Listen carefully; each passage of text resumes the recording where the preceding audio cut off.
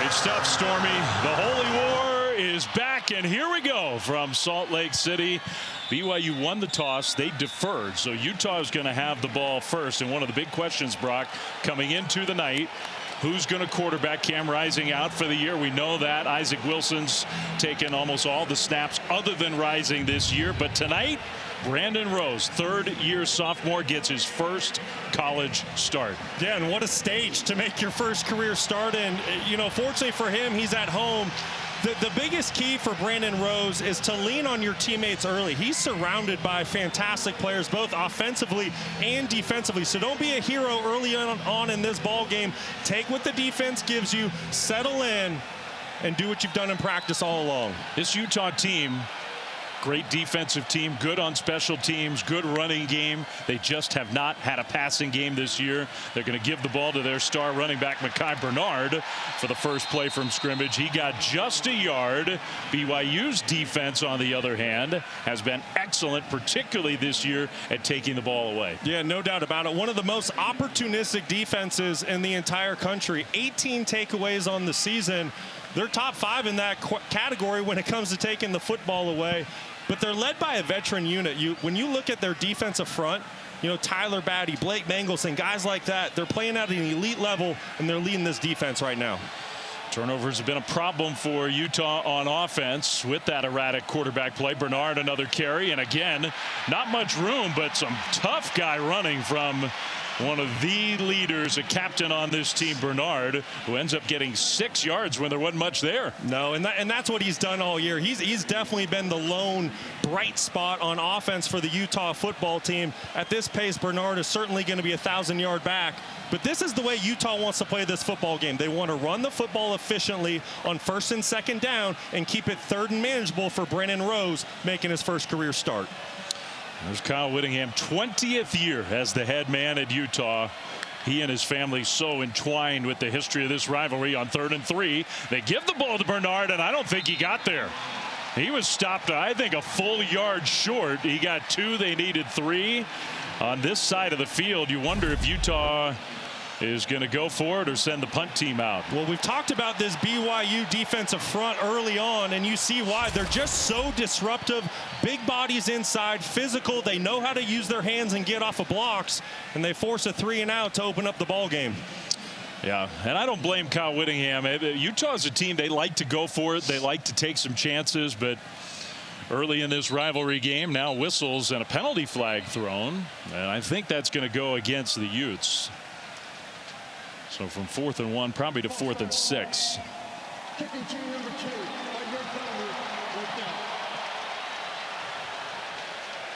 Yeah, and even if it was 4th and 1 for the Utes, this is the right decision. Utah's formula to win this football game is not to get into a shootout with BYU. It's to play field position game, play really good defense, try to slow BYU's offense, make them one-dimensional, and see if you can steal some possessions on defense by taking the football away. Jack Bomeister booms a punt that sends Parker Kingston back inside the 15, and Kingston has nowhere to go. Excellent special teams coverage. That's been a hallmark of Utah's program for all these Kyle Whittingham years. So a flip the field kind of moment for Utah's special teams with the long punt, the negative yardage return as BYU's offense comes on the field for the first time. Well, this is the matchup that I'm really excited to watch. Jake Retzloff versus this elite, vaunted Utah defense. Retzloff, he's had a phenomenal season to this point. In 7 of his last 8 games, he's thrown for multiple touchdown passes. He's protected the football. He's been efficient. But tonight, he has the ultimate test playing in Rice-Eccles Stadium. Field position on that punt changed 59 yards. Play fake on first down and an immediate completion outside the 25-yard line to, I think, the go-to guy, although BYU's got a couple of them, but one of the captains, Chase Roberts. Yeah, no doubt about it. Chase Roberts and Darius Lassiter have really stepped up. Great job on the play-action fake. That gets the linebackers to freeze for just a second, which is what allows Roberts to get behind them at the second level. Great start to the game for BYU. The tailback, L.J. Martin, the sophomore from El Paso, banged up early in the year. Since he's gotten healthy again, He's been running well, and BYU's offense has functioned even better. Retzloff's pass deflected and almost intercepted. Man, tipped up by Van Fillinger, one of the best pass rushers for the Utes on defense, and the ball hung up in the air for a moment. Yeah, that was a really good play by Fillinger. He's reading the quarterback's eyes as well as his drop, and he recognizes when Jake stops his drop and goes to throw the football, he gets his hands up. Great play by the 6'4", 255-pound defensive end. I think Utah really feels like they have to win that matchup up front when BYU's offense is on the field to have a chance tonight. 2nd and 10, first BYU drive of the game. Big hole for L.J. Martin, who is tough to bring down. He is a tackle breaker, so he had a lot of room to run, and then he punished a Utah defender and gets a first down. Well, it's just a fantastic job by the BYU offensive line, and you were talking about, you know, the Utah defensive line just a play ago. That is the game within the game tonight for BYU and Utah. It's the BYU offensive line versus the Utah defensive line. And don't forget, for BYU, you have Bruce Mitchell playing center in place of the injured Connor Pay. That's going to be a big thing to watch as this game moves along. A guy who had never played center until a few weeks ago, ever. Now BYU moved early. On 1st and 10, it's the Cougars who jump. False start. Offense number 61. That's Waylon Lapuaho who commits the false start penalty. And that's something that BYU is going to have to battle early on in this football game. You can hear how loud it is in this football stadium. So you're going to have to slow down your mind. You're going to have to control your emotions because this crowd's into it. You need to focus on the task at hand and keep the game simple early on with the emotion of the crowd.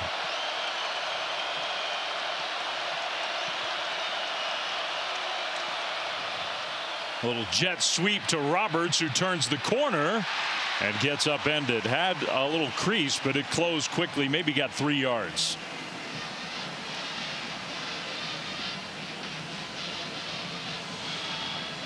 BYU's offense, part of the story of this year. Why is BYU undefeated? Why are they number 9 in the country? Their offense so much better than last year. But Utah's defense year after year, one of the stingiest, and this year no different. This time I think it was Utah that jumped early.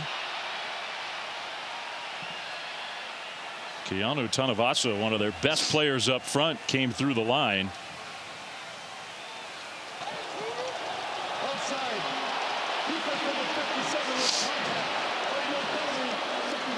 Boy, and what a critical mistake. You have BYU exactly where you want them. You have them in 2nd and long. You have your crowd into the game. You get a head start on defense. You give them a free 5 yards, and now it's 2nd and manageable, which makes it a completely different picture for an offensive play caller. There's a longtime D coordinator, Morgan Scalley, head coach in waiting. Whenever Kyle Whittingham decides his head coaching career is over, now we got another false start. So back we go. Now you do start to think the emotions of a rivalry game early.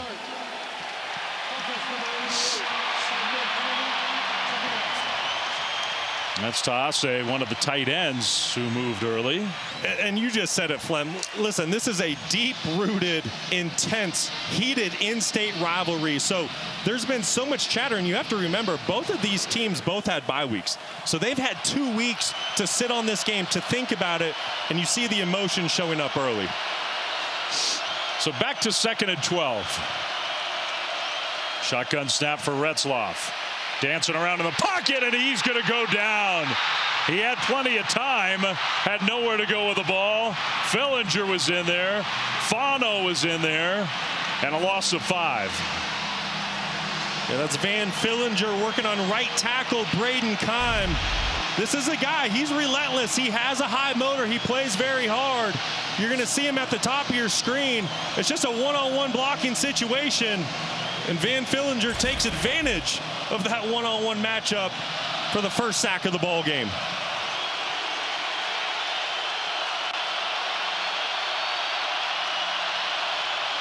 High snap. Retzloff runs an option and pitches it to Martin, who gets some yardage, but not even close to a first down. So the Utah defense comes up with a stop, help from the penalties against the BYU offense. It's 4th down. Well, and this is the exact start that Utah wanted. Keep an eye on the pursuit by the defense on this play. You can tell what this game means to them. We all understand that they're on a 4-game losing streak right now. But you see 11 defenders on that last play playing with their hair on fire, getting to the football, and forcing a punt on the opening series for the BYU offense. Yeah, 21 Karene Reed. That's the guy that Stormy talked to, and it was so emotional about what this rivalry means to him and his teammates. Fair catch after the punt. And since back in the Mountain West days, 2010. And now both in the Big 12. So this will be an every year occurrence as Big 12 rivals, which is a great thing for college football and just a great thing for all the Utah. I don't know that everybody around the country knows what a football place this is and how much pride there is in both these programs. This is the biggest sporting event of the year in this state, bar none, when these two teams meet. As BYU's defense in the backfield again. That was Keithy who got the ball. They do everything tight end, but Tyler Batty was there to make the tackle for loss. Well, listen, I understand you want to try to get the ball to the perimeter, but you better get some hands on Tyler Batty for BYU because he's one of the best defensive ends in all of America. A multi-year captain for the Cougars, just an outstanding football player there to make the play in the backfield. And what did his defensive coordinator tell us this week? Tyler Batty practiced like a high-round draft pick this week. Knocked down Brandon Rose, his first pass attempt, but here comes a flag. There was early contact trying to get the ball to Dorian Singer, but Mark Collins, I think, was there early.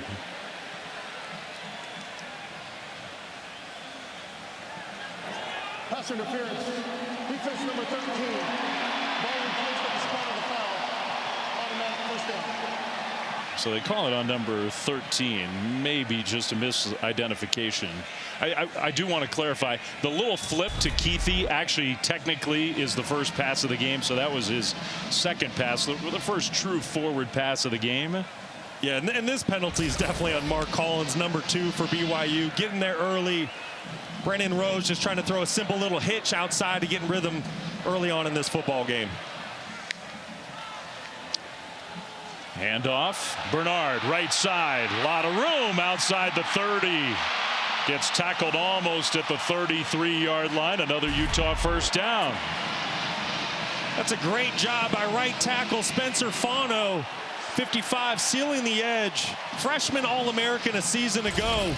Has started every single game in his Utah career. Just a true sophomore. And you can see how special this offense can be when they get their run game going. This is one of the best offensive lines in the entire country. Brandon Rose, sophomore, making his first career start tonight under center.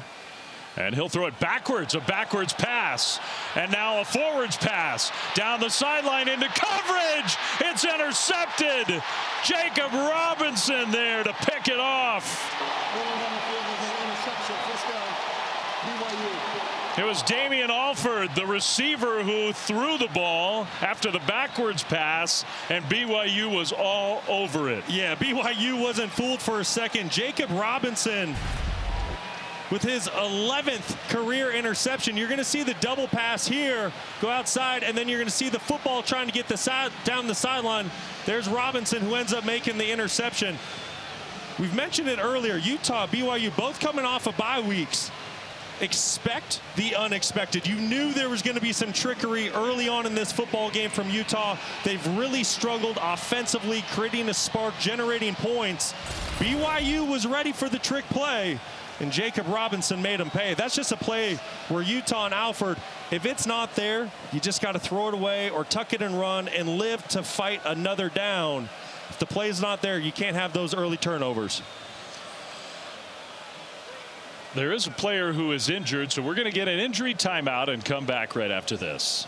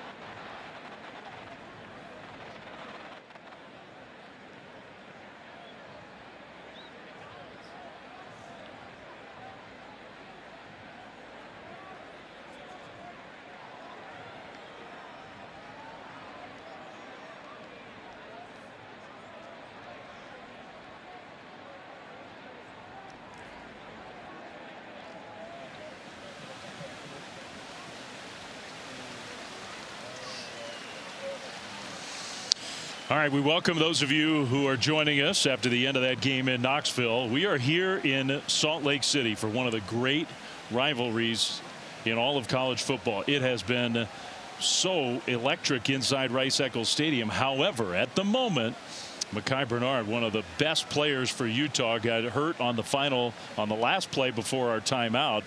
It was a trick play attempt by Utah that turned into an interception. Bernard gets hurt making the tackle on the BYU player who comes up with the interception. Jacob Robinson kind of landed hard on his left side, maybe hit his head on the turf. They have his helmet off. And if he's out, BYU already with a quarterback who's making his first career start with an offense that just has not been able to throw the ball all year. He's been their best player. Without him, it becomes even tougher for the Utes. No doubt about it. He's been arguably the lone bright spot for this Utah offense this season. Mekhi Bernard well on pace for a 1,000-yard season. You hope he can get back in the lineup tonight, because you mentioned it, Flem. Utah, they're already thin on offense. They're down to their third-string quarterback, Brandon Rose.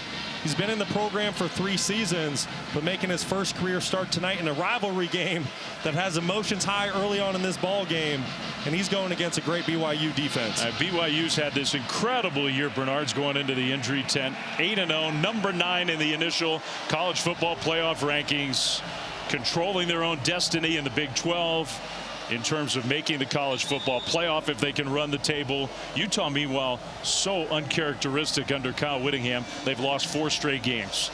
And this is the game where they have a chance to turn their season around against their bitter in-state rivals. So BYU's offense back on the field. Had to punt the first time they had it. Retzloff, a little jet sweep, left corner, and a nice surge with a lead block. Keelan Marion gets out to midfield. Great start to the drive for BYU, able to capture the edge and get one of their speedsters, Keelan Marion, out to the outside for a positive gain. But tonight, the story's really all about Jake Retzloff, making his 13th career start.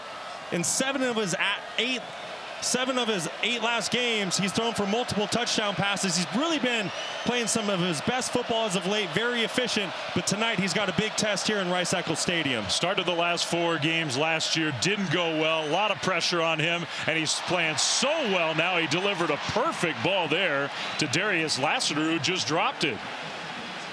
Lassiter's been a big play guy for BYU. That one was right there.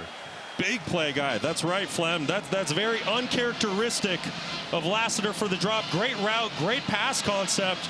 Ball's exactly where it needs to be. It's just a flat-out drop. You talk about how this game's going to play out today.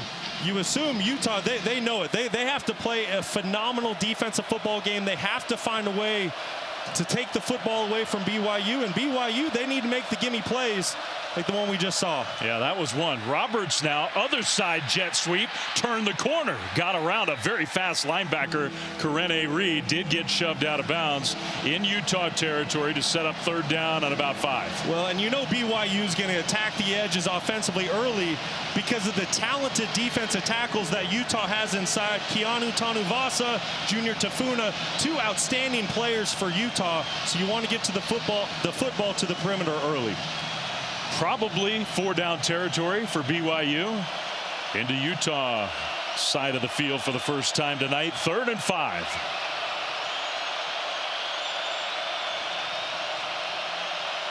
Retzloff, play fake, and delivers right to Roberts in traffic, makes a tough catch, and then spins forward. A 1st down and more inside the 35, gain of 9. Well, what a throw and catch under pressure. Retzloff does a great job. He recognizes the pressure coming from the linebacker position, which opens up the inside slant for BYU. Roberts wins at the line of scrimmage. Great throw and catch, and picking up a 1st down for the Cougars. You saw that ball fluttering. It might have even been tipped a little bit, but still enough juice on the ball to get it there. There's the offensive coordinator, Aaron Roderick, who's done an excellent job this year, not just coordinating the offense, but helping get Jake Retzloff to the point where he's one of the best quarterbacks in the conference and playing like one of the best in the country. Pressure comes. Another good ball out to Roberts for another catch for Chase Roberts. When you see the maturation process happening in front of you for Jake Retzloff, I mentioned it, making his 13th career start. Well, once again, he recognizes pressure coming from the second level. He knows that he does not have him accounted for in his protection, slides slightly to his right, finds a quick pass, gets the football out of his hand. And that's what I'm saying. Jake Retzloff, he's playing very efficient football for the Cougars right now. Efficient, but he's still got that sort of gunslinger style. He can improv. Kalani Sitake's team, they have themselves a very good quarterback. Hinckley Rapati now in the backfield. Play clock winding down, and I don't think they got it snapped. Flags thrown, and BYU called a timeout. So they did throw the flag, but the head coach realized it and got the timeout before the delay of game penalty. So a timeout BYU, no score, 3:52 to go in quarter number one.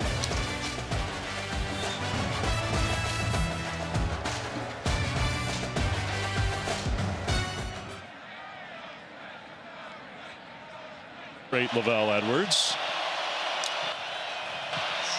Second down and short for BYU. Handoff. Rapati cuts it upfield and gets the BYU first down. It's part of what makes this rivalry, I think, so different. There are lots of great rivalries in college football history, but there are not many where there's so much crossover. And these two head coaches have flipped back and forth between the two programs. I mean, it's amazing. And it's not just those two. So many of the coaches on both staffs have spent time both in Provo and here in Salt Lake City. Well, that's right. And just look at the BYU staff. Head coach, offensive coordinator, and defensive coordinator all coached under Kyle Whittingham at Utah. Play fake, and Retzloff keeps it, gets spun around, took a pretty big hit inside the 20, got 3 yards. It's families, it's player families where one brother plays for BYU, the other brother plays for Utah, where fathers play for Utah, the kid goes to play for the Cougars. There is no rivalry in college football that has as much crossover as this one. That's exactly right. As I was doing my prep for the game this week, you know, early on in the week, I'm starting to memorize, okay, this guy's father played here, his uncle played here. And then all of a sudden you get 30 guys deep and you're like, well, I can't remember it all. Everyone is involved in this rivalry with these two schools one way or another. Second down and 7. Retzloff delivers it after taking a hit. The cut up field inside the 10 and a spin around down to the 5. Darius Lassiter hangs on to this one. That's a gain of 14. Well, that's just really good play design. Faking the toss, getting the linebackers and slowing the defensive line, getting the football out to Darius Lassiter in space. And now a quick snap on first and goal. Handoff, and that's Rapati, who had nowhere to go. Gets stacked up. Tanu Vasa, who is the energy, emotional leader in the middle of that Utah defense, there to make the tackle for a loss of 1. That's right. Freshman All-American a season ago. You mentioned it. He's the vocal leader of the defense along with Junior Tafuna.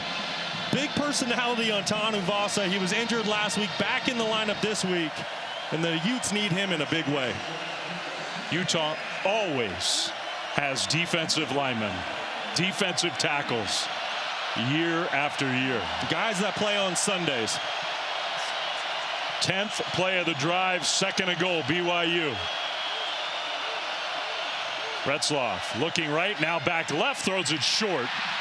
Incomplete. A helmet gets ripped off on the other side of the field, but no flag. It'll be third and goal. Great job by the Utah defense.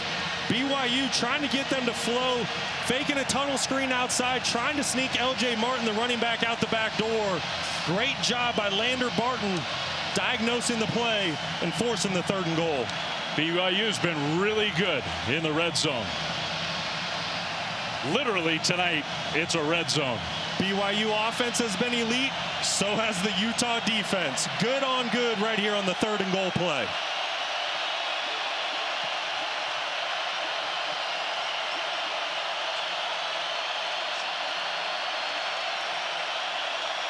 Pressure comes, picked up. Retzloff throws, he got hit, and the ball popped up in the air. I think it was Tanuvasa who either got him or the ball or a combination of both. And it's 4th and goal. The field goal team's coming out. Well, great job in the secondary. Great job up front for Utah as well. Relentless with the pass rush. Nowhere to go with the football early in the down. Retzloff hanging in the pocket as long as he can. And you're right, Flem, that football was tipped to force the field goal attempt on 4th down. 23-yard attempt. Looking for the first points of the night. It's Will Farron, who's been excellent this year, and that kick is up and good. So a long BYU drive ends with a field goal. The Cougars take a 3-0. It's been a rivalry of big runs. The Whittingham family, at least one Whittingham, has been involved in 46 BYU-Utah rivalry games. His dad, his brothers, his sons, his nephew, and of course Kyle in the middle of so many of these as a player and a coach over many, many years. And he's very proud of that fact. It's just incredible. And the fact that it's for both schools, playing for Utah, playing for BYU. Kick return and a good one. Outside the 30, Smith Snowden breaking tackles.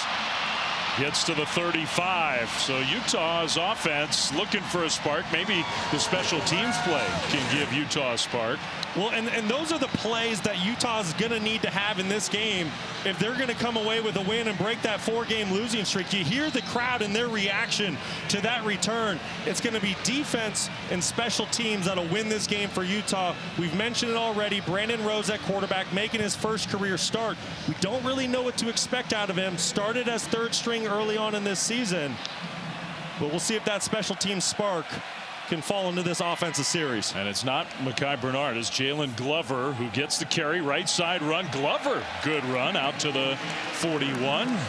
Gain of 5. Let's go down to Stormy. Well, it wasn't Mekhi Bernard there, but he is on the sideline with his helmet after spending a lot of time in the tent dealing with an injury. Got shaken up after that lost offensive series. He looked like he was very uncomfortable before going into the tent, but once he was out, he was running up and down the sideline. The athletic trainer gave him knucks and asked him how he was feeling. He said good, so it looks likely that he will return, but obviously haven't seen him yet. Thank you, Stormy. I mean, it is a good sign that he's wearing that helmet. Absolutely. Great sign, but if he's not able to get back in, Utah has plenty of very talented running backs. Final seconds of quarter number 1. Rose straight up the middle, and there he goes. Brandon Rose into BYU territory. He's a big kid. Jack Kelly finally dragged him down. He's also a confident and emotional player. The final play of the first quarter is a good play for Utah. 3-0 BYU leads.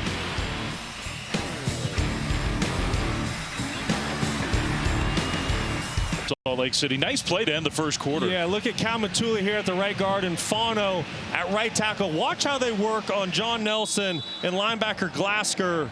Just opening up a huge hole for the quarterback, Brandon Rose. Breaks him out into the open field.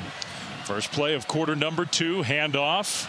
And that's Glover, who's still in the game at tailback, for a nice positive gain on first down. You know, and going back to what Kyle Whittingham just said, you know, manage the football game. I completely agree. That's all Brandon Rose needs to do tonight. He doesn't need to be Joe Montana or Tom Brady.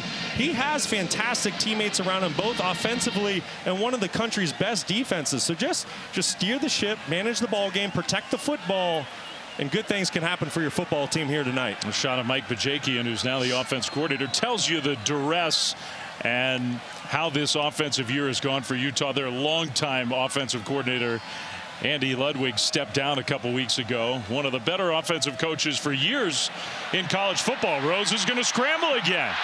And he'll take a hit as he lunges forward, pops up, and signals first down Utah. Well, you see the competitive spirit early on in the football game with Brandon Rose. You can tell what this football game means to him. 3rd year with the program, finally getting his opportunity. He's not going to slide tonight. Lowers the shoulder to get extra yards. But a good job of seeing the field. Nothing open downfield. Doesn't hesitate, which I love to see with a guy making his first career start. Tucks the football and gets positive yards. Southern California native from Murrieta Valley High School in Temecula has waited his turn here And Utah swings a pass out to the right side, incomplete. Keithy was there.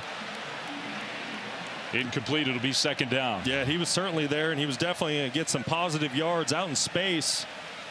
But, you know, you talk more about Brandon Rose, and we asked Kyle Whittingham, you know, why Rose? Why not Isaac Wilson?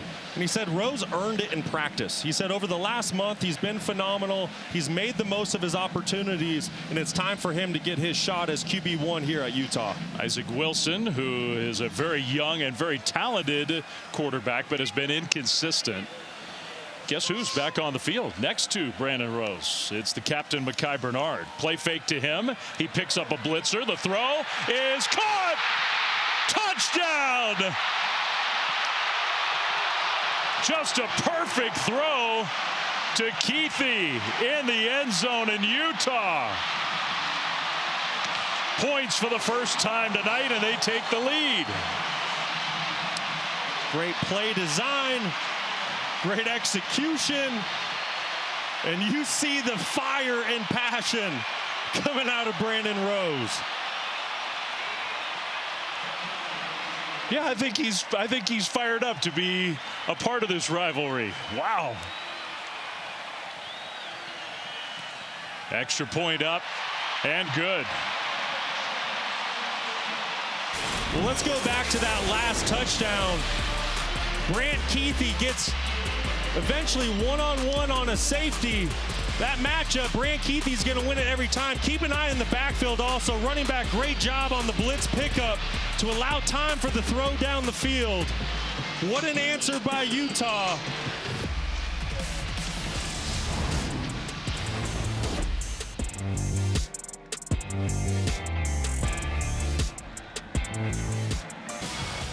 But around here, the Olympics, yeah, that's cool, but this is the game.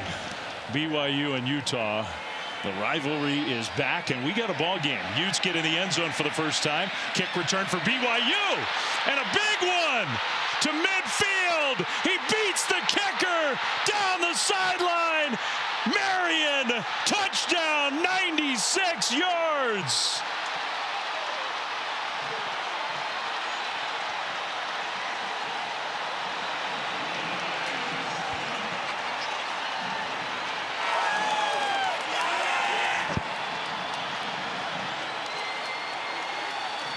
How do you silence 50,000 plus? You heard how rowdy this stadium was coming out of break. Utah getting a touchdown last series, and then Keelan Marion with his second kickoff return for a touchdown this season.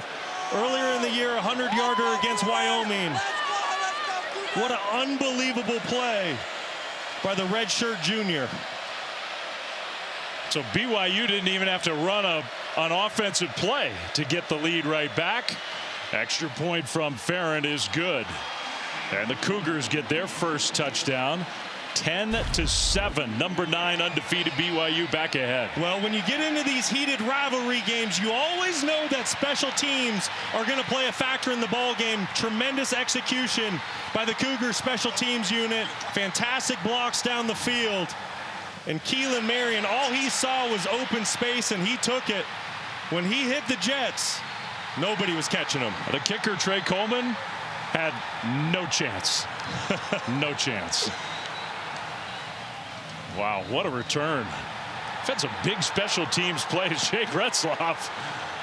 Listen, no one's happier than a quarterback when that happens. When you get 7 points on the board without stepping foot onto the field, and you see the excitement for his teammate. What an answer by BYU Cougars. We don't even get to see many kickoff returns these days in college football.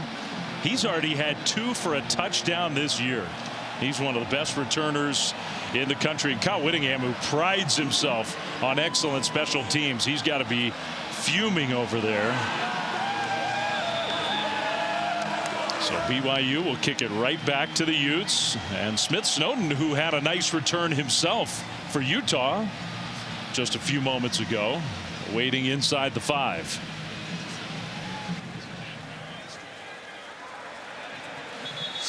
That will be a touchback. So Utah's offense back on the field, but first let's go to Matt Berry in studio for an update.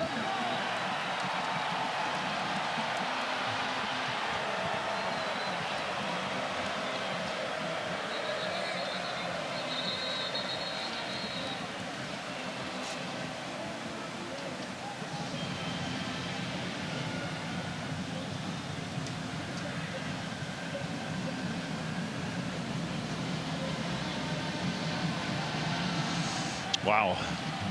So the Tigers of Missouri, they've had problems of their own on offense. Their defense coming up with points. Keithy gets the catch from Rose, but BYU sends him backwards.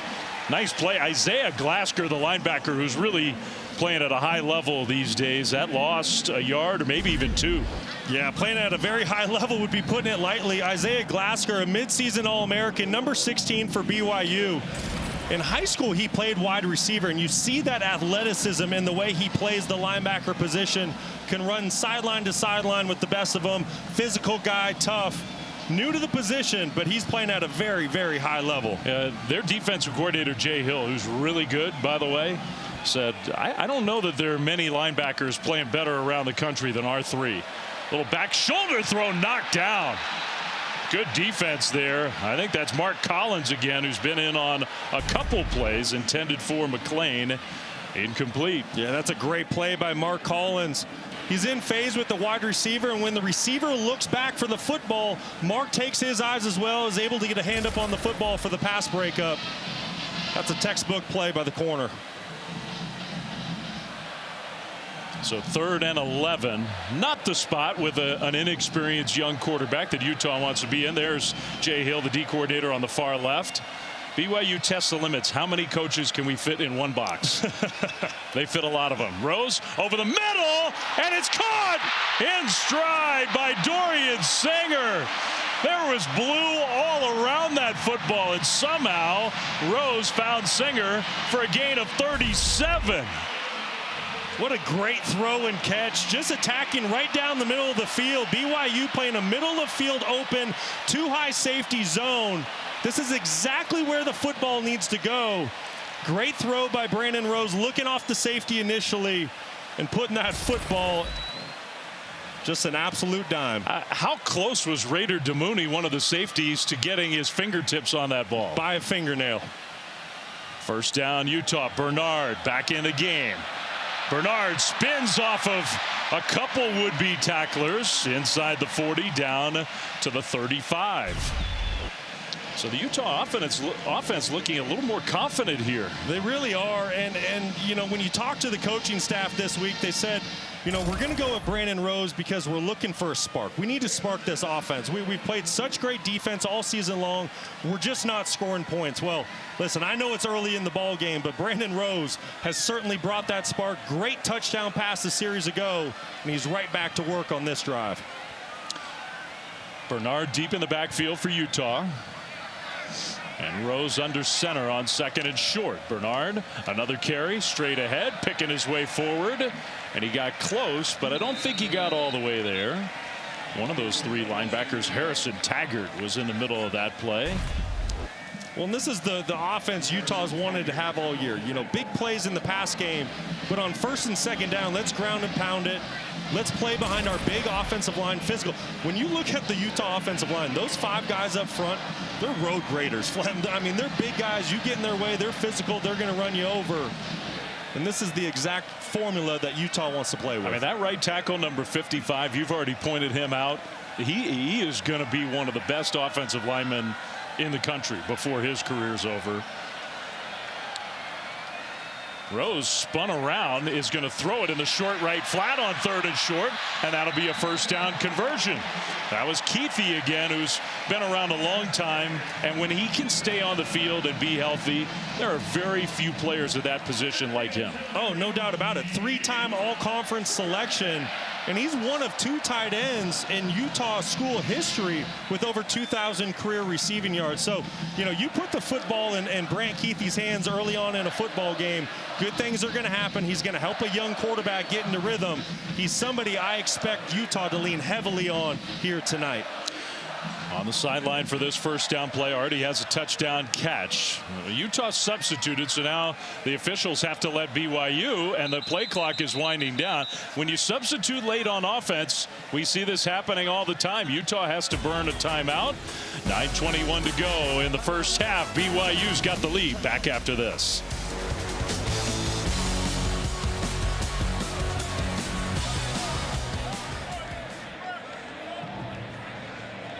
College football playoff rankings, where does BYU potentially fall if they're able to get a win tonight with those teams losing today? If they do win tonight, they're going to have to earn it.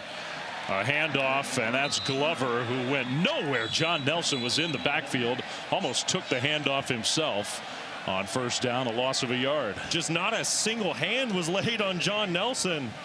Way too good of a player to go unrecognized by that Utah offensive front. You have to think there was just a communication error up front to force this 2nd and long. 9 minutes to go first half. If there was a question about Utah 4-game losing streak, questions at quarterback, passing game really has been non-existent, malfunctioning all year. The Utes have come to play tonight. On the move again, down 3, almost midway through the 2nd quarter. Rose in the pocket. Rose now going to run. Brandon Rose has used his legs very effectively. Now he started that slide. I think he had the first down if he dived forward. He did not. So he gets 8. It'll be 3rd down. Well, if you're Kyle Whittingham, you have to love what you're seeing out of Brandon Rose. He's not forcing the issue. There's nowhere to go with the football down the field. So he does the next best thing. He feels the rush. He tucks the football, and he picks up positive yards to make this 3rd and 2. We're seeing a lot of great things out of the quarterback making his first career start tonight. Well, another substitution. You see, this is what teams do now on defense. BYU taking their time to substitute off the field, and the official having to hold the offense. Play clock down to 2, down to 1. They just get it. Snap. Bernard on 3rd and short. He'll get the first down. Mekhi Bernard, such a tough runner. A guy who's been a specialty back. He was a DB in the Rose Bowl when they had no healthy bodies. The first time this year where he's been the featured running back for Utah, and he's been great. And he's making the most of his opportunities, as is Spencer Fano at right tackle. Keep an eye on this. He's blocking Tyler Batty, a 2-time team captain for BYU, a great player in his own right. But you see who won that matchup. It's why I call him a road grader. You don't want to be lined up across from big number 55 in red. This true sophomore, he's the real deal. 10th play of the drive for Utah. On the move. And it's taken more than 6 minutes. Play fake. Quick hitter. That's caught inside the 5 by Dorian Singer and stopped at about the 2. Well, this offense is in rhythm. You see the flow. This is how they've wanted to play all season long.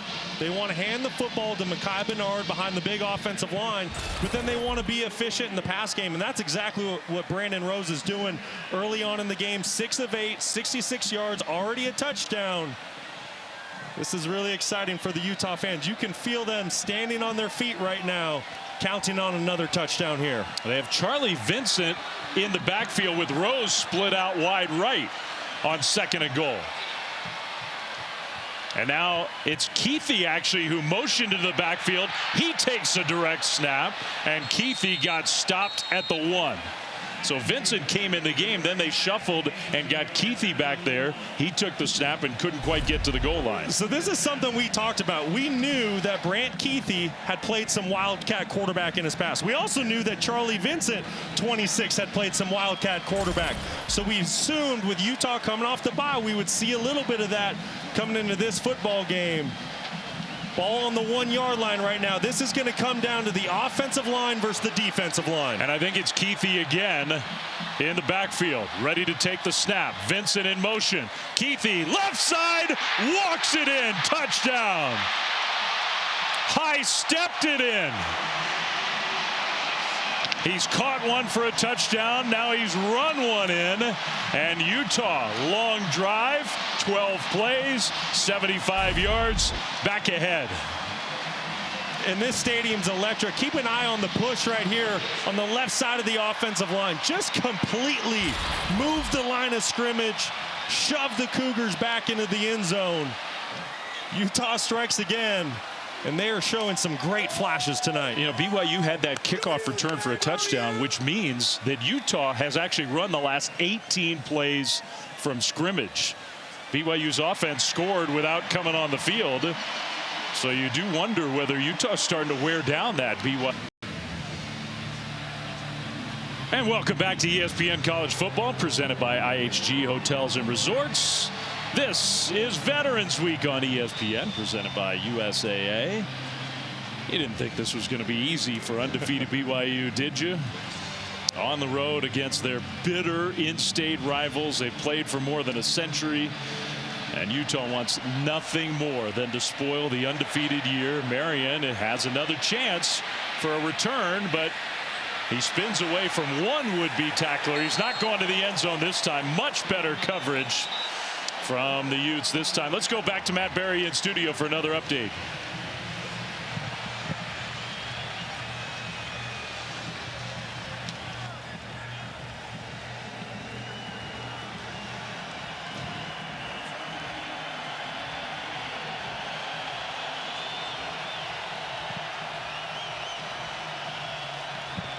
All right, good update, Matt. Thanks. If we have time later in the telecast, we may discuss the relationship of Boise State and how they're playing to BYU and a potential Big 12 champion. Meanwhile, the Cougars offense is going to run their first play from scrimmage in the second quarter. And it's Jake Retzloff with a great delivery for a first down to JoJo Phillips, 22 yards. Yeah, great route by JoJo Phillips. He's patient down the field. He's going to sell an in-cut when he gets going down the field. Great job with his head and eyes. Gets the defender to move and then breaks out to the corner. Great throw and catch. And that's a critical play to the start of this drive. You just mentioned it, Flem. Utah ran the previous 18 plays. The BYU offense needs to string together a drive. Two different Utah long drives. L.J. Martin with the carry left side. And the only time BYU touched the ball in between those drives was their long kickoff return for a touchdown. And it's just so critical because you saw in that last drive how the Utah offensive line was really able to control that BYU defensive front. It's because they're so tired. So you need some first downs here if you're BYU on offense. 2nd and 6. Utah, I think they jumped. So this should be a free play for Retzloff. And he's acting like it down the field. Incomplete. Intended for Phillips again. Why not just chuck one down there and see if you know that the Utah defensive end Fillinger jumped off sides.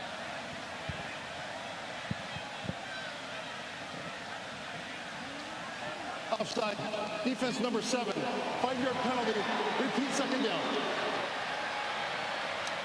It's Fillinger getting a head start on the play. He's an aggressive player. He's relentless, plays with his hair on fire, likes to get up the passer. It's the second time a Utah defensive lineman has got a head start going into the neutral zone, but a great job by Retzloff taking a shot down the field, knowing he had a free play, giving his 6'5" wide receiver a chance. Hair on fire, and he's got a lot of hair, Van Fillinger. He does, man. He plays the game the right way. High motor, big time energy. He's going to be a tough task for Braden Keim, the right tackle today for BYU. 2nd and 1 for the Cougars, getting close to midfield. Final 4+ minutes of this first half. Fake pitch. Here's Fillinger, and Retzloff got rid of it, throws it away. Incomplete. He was about to get wrestled down, and Retzloff did well just to get rid of it. Well, we just talked about the matchup with Keim and Fillinger. Fillinger gets the best of Keim this go around, just winning with speed, ripping underneath, and getting to Retzloff to force the errant throw.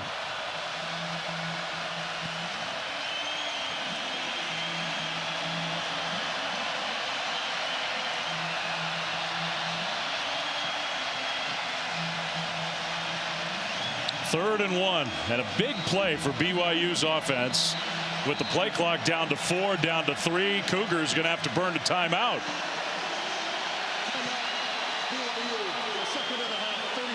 Second timeout of this first half for BYU.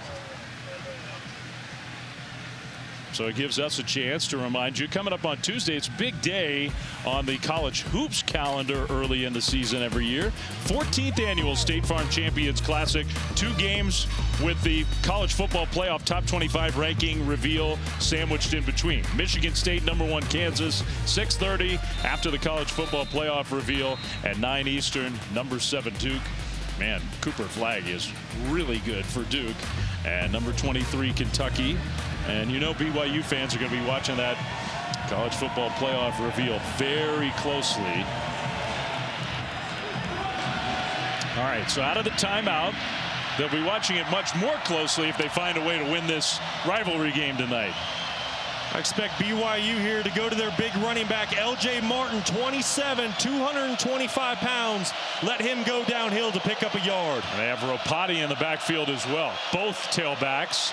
They're going to give it to Martin, and Martin will break one tackle, but not a second.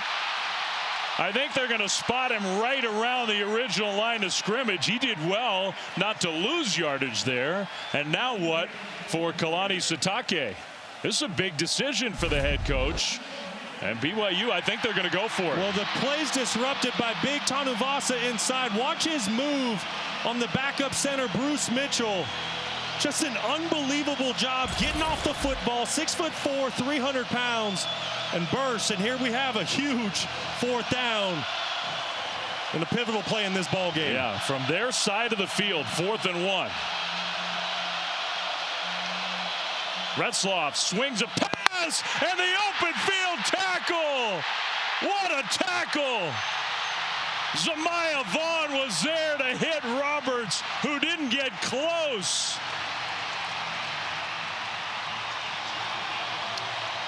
BYU went for it, and Utah has the ball on the Cougars' side of the field. Well, this is just a phenomenal tackle by Zamiah Vaughn. Lassiter decides to not block the corner inside. Instead, he goes inside, which is why Vaughn is unblocked on Chase Roberts. Does an unbelievable job. You're going to see Lassiter go inside, which is why the corner's not blocked. But nevertheless, Vaughn comes up in the open field, makes a phenomenal tackle on 4th down to give his offense all the momentum in a short field. Wow, what a great play.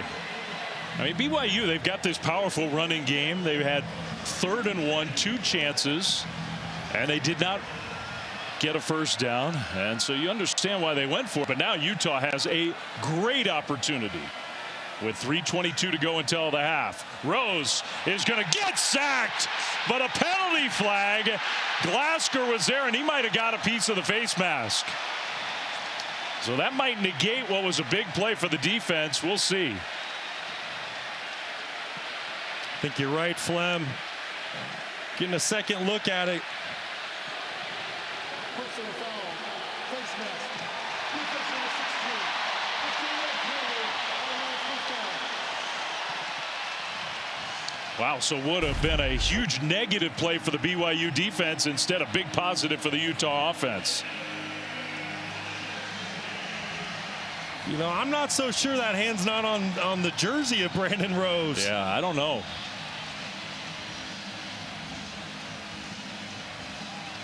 That was close.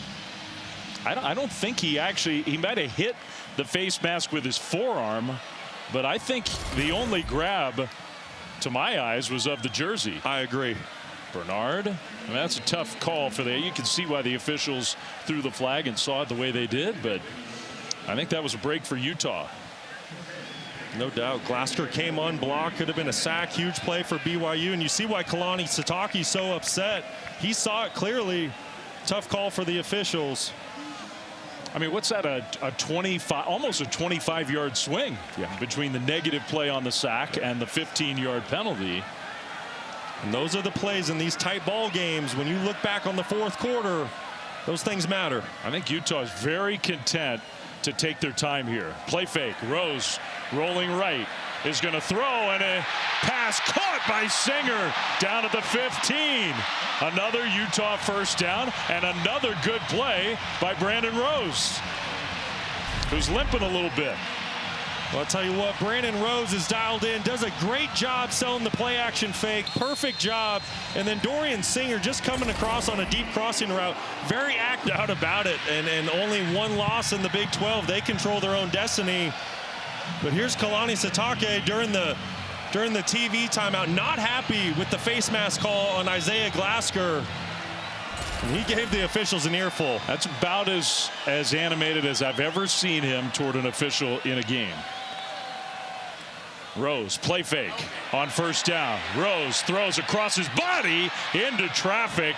Incomplete. That was dangerous. Now a flag thrown. And they might have gotten Glasgow again. Or maybe it wasn't Glasgow. Personal foul. Roughing the passer. Defense number 13. Half the distance to the right. Automatic There was Isaiah Banya, number 13, not number 16, Glasgow. So another big penalty against BYU. It's 1st and goal, Utah. Yeah, anytime you hit a quarterback up around the head or neck area after he's let go of the football, you know, it's an easy call for the officials. That's just a play that Banya didn't need to make. It's a hit he didn't need to lay on the quarterback. And trust me, I get it. Emotions are running high. This is a rivalry game. This football game means a lot to both teams. But you got to keep your emotions in check and be smart. 1st and goal, Utah. Rose in the shotgun. Takes a snap. Here comes the pressure. Gets rid of it. He's got his man inside the 5 to the pylon. Touchdown! Bernard got there. One official said out of bounds. One said touchdown. We'll see.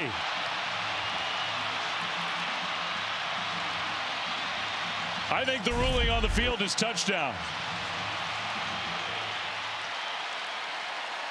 What an effort by Bernard to stretch that football. You see him make contact with the pylon. Doesn't really look like a body part touched that white line for out of bounds. That's close. Real close.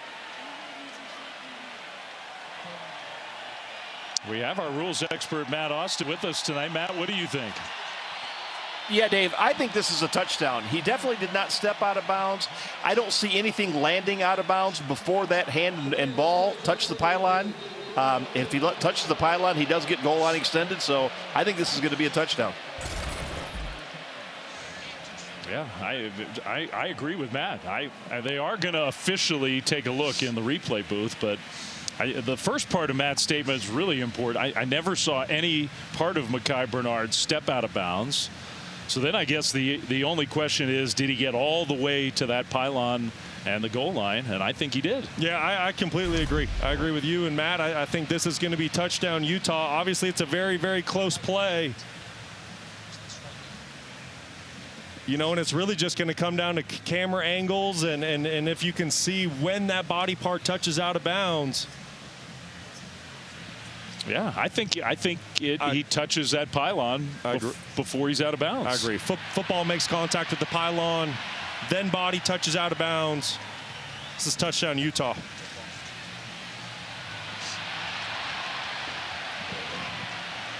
What an effort. Guy who was in the injury tent in the first quarter. We didn't know if he was going to be able to stay in this game. And how about the Utah offense, beleaguered all year, not pulling their weight, not doing their part. And if this stands, that'll be their 3rd touchdown of the first half. Well, we've talked about it. Kyle Whittingham looking for a spark with his offense, which is why Brandon Rose got the nod tonight. And a spark is exactly what he's gotten out of his quarterback.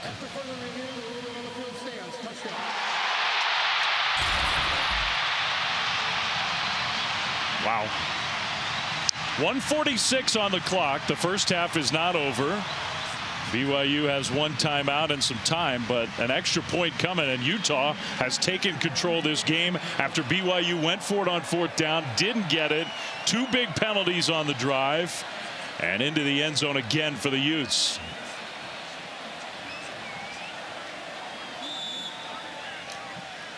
Remember, this is a Utah team averaging under 23 points per game for the year.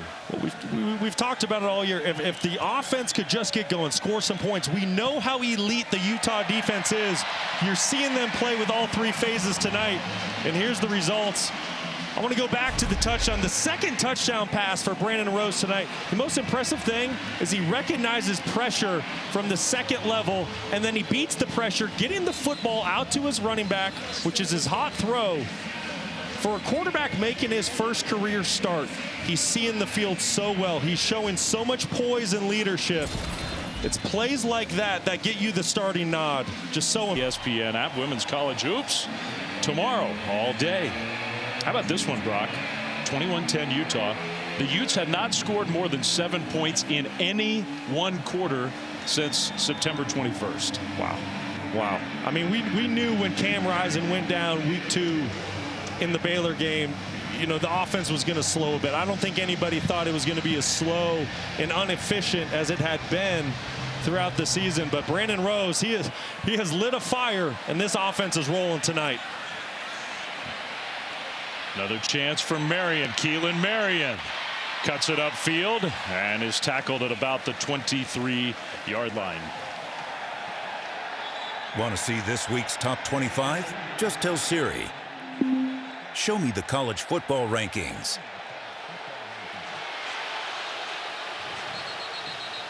BYU is on the line here tonight. And it's why the stakes are so high in this rivalry game, where it's always emotional, always feisty. But in a year where BYU's got a chance to do something very, very special. Historic, and Utah's just playing to play spoiler. Retzloff and the BYU offense. A little pitch play and well defended. To the corner, Martin gets knocked out of bounds. He really had nowhere to go.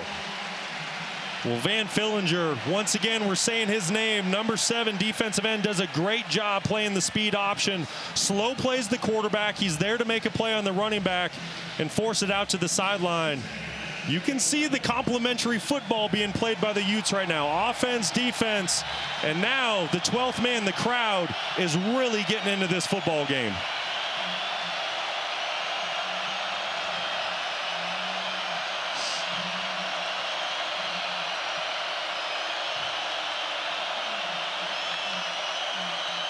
Retzloff in the pocket across the middle. What a strike.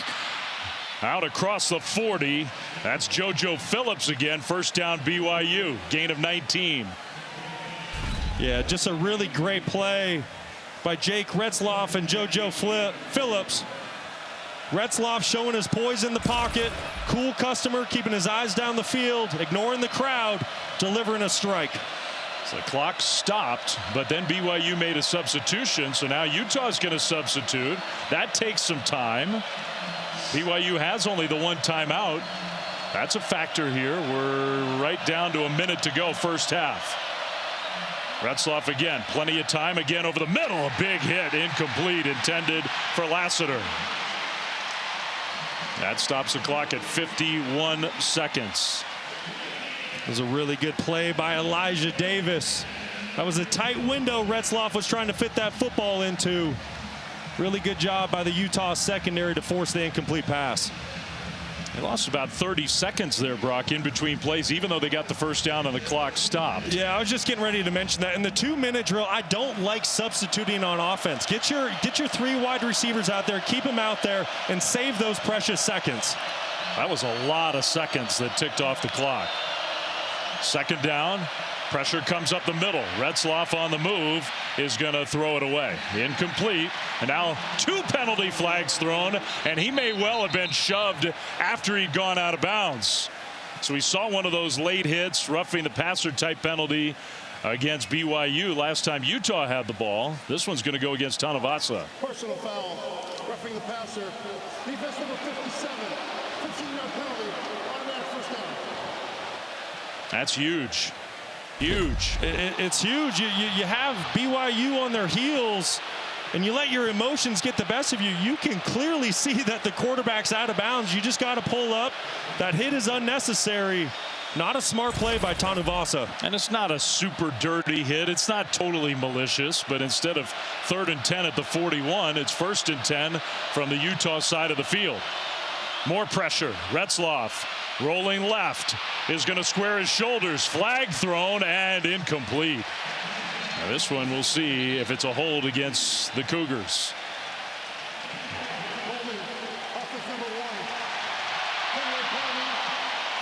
The tight end Keanu Hill. So that moves BYU back 10 yards. Their place kicker, Will Farron, has made a 54-yarder this year. Well, Morgan Scalley's starting to dial up the pressure for Utah, and Keanu Hill, the tight end, has to stay in to help protect. Just gets his hands outside the frame, which leads to this 1st and 20. 37 seconds, 1 timeout for BYU. If you figure they probably need close to a first down to get into realistic field goal range. And they need 20 yards for the first down. Retzloff, kind of a sidearm delivery over the middle. And BYU not calling that timeout. Parker Kingston with the catch. So the Cougars got to get organized here quickly. Time is winding away. Under 20 seconds. And now they use their timeout. Well, they're just really poor clock management over the last minute by BYU. Yeah, I'm palms up, Flem. I don't understand. You either run up there and spike the football or you burn your timeout. Those are precious seconds. I mean, that's got to be 40 seconds over the last sequence that they've just given away. Yeah, just inexcusable, especially with everything that you're playing for tonight, right? Like you work on 2-minute drill every single week in practice. You work at all fall camp, spring ball. You've been in these moments before. You have to trust your training, but you got to manage the clock. Those seconds, those are precious when it comes to games like this. There is the place kicker, Will Farron. He's got a big leg. But now you got no security blanket. You have no timeouts.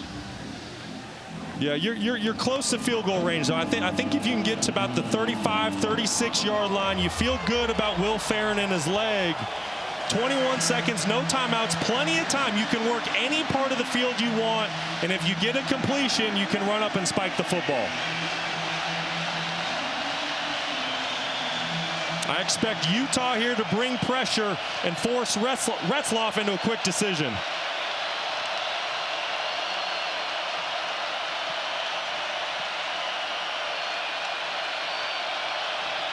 Well, change of formation as loud as it is. And now here comes Utah lining up to pressure. Here they come. Picked up. Retzloff slings it. That one's caught. It's a first down. That's going to stop the clock momentarily. Now can BYU get lined up and spike it here inside the 35? The clock has not yet begun to wind. Now it does. Retzloff was in the shotgun and they didn't snap it.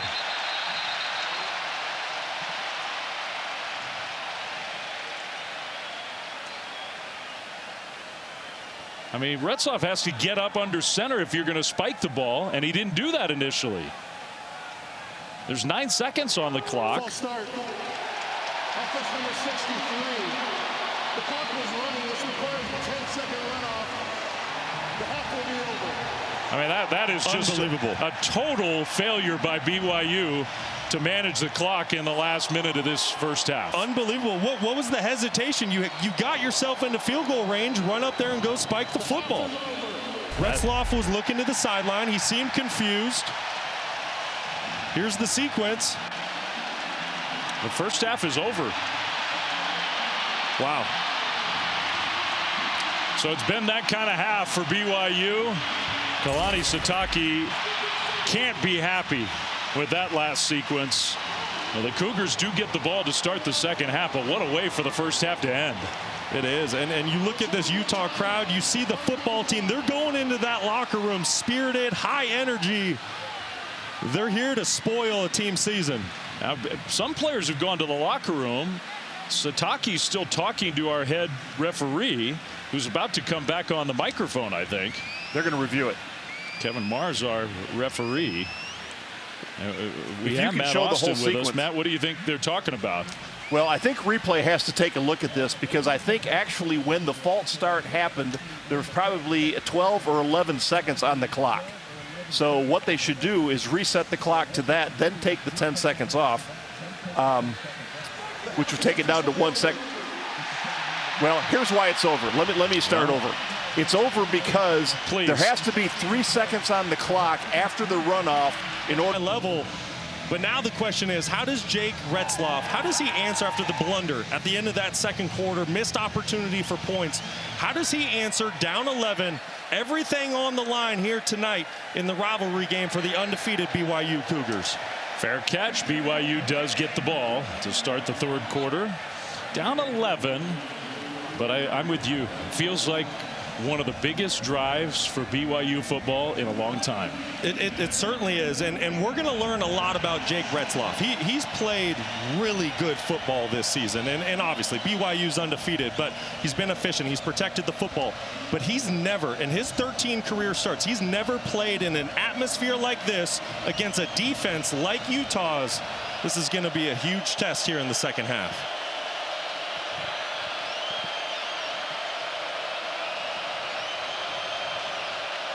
So here we go. First play of the third quarter. Retzloff handed it off, and Utah was there to meet L.J. Martin.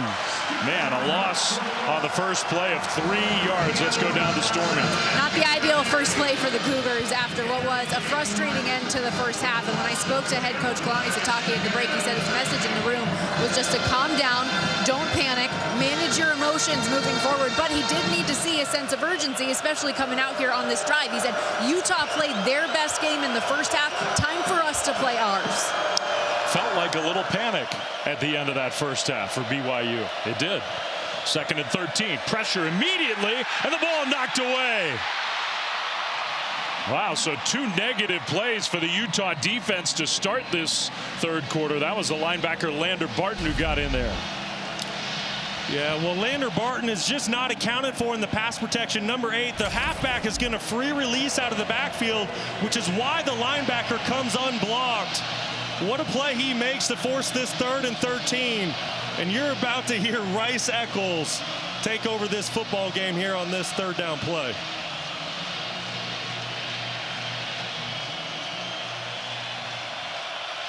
So the fans took a break for halftime, and they're into it right away. 3rd and 13. Play clock goes to 0, and BYU burns a timeout.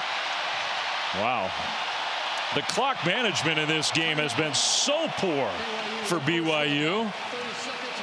Now you're in the second half. You're playing from behind on the road. You need those timeouts. And on 3rd and 13, you burn one right away. Yeah, just inexcusable. Not what you want. And Stormy just said, you know, Kalani Sitake said to her, hey, no panic. But that's exactly what you just saw out of BYU. Jake Retzloff trying to get guys lined up. They didn't know where they were supposed to be. There was a late substitution. And then you hit it on nailing it, Flem. Burning that timeout here. And you see the frustration on Retzloff. He knows how precious those timeouts are. Just not a good start to the third quarter for the Cougars. I mean, it really cost BYU at the end of the first half. Not only their own mismanagement, but having only one timeout to start that drive. Yeah, and tight ball games against good opponents. Those timeouts, boy, they're gold come late in the fourth quarter. 3rd and 13. Empty backfield with Retzloff now bringing Martin alongside him. Fakes a little swing pass, throws a screen, and an immediate hit. Another negative play.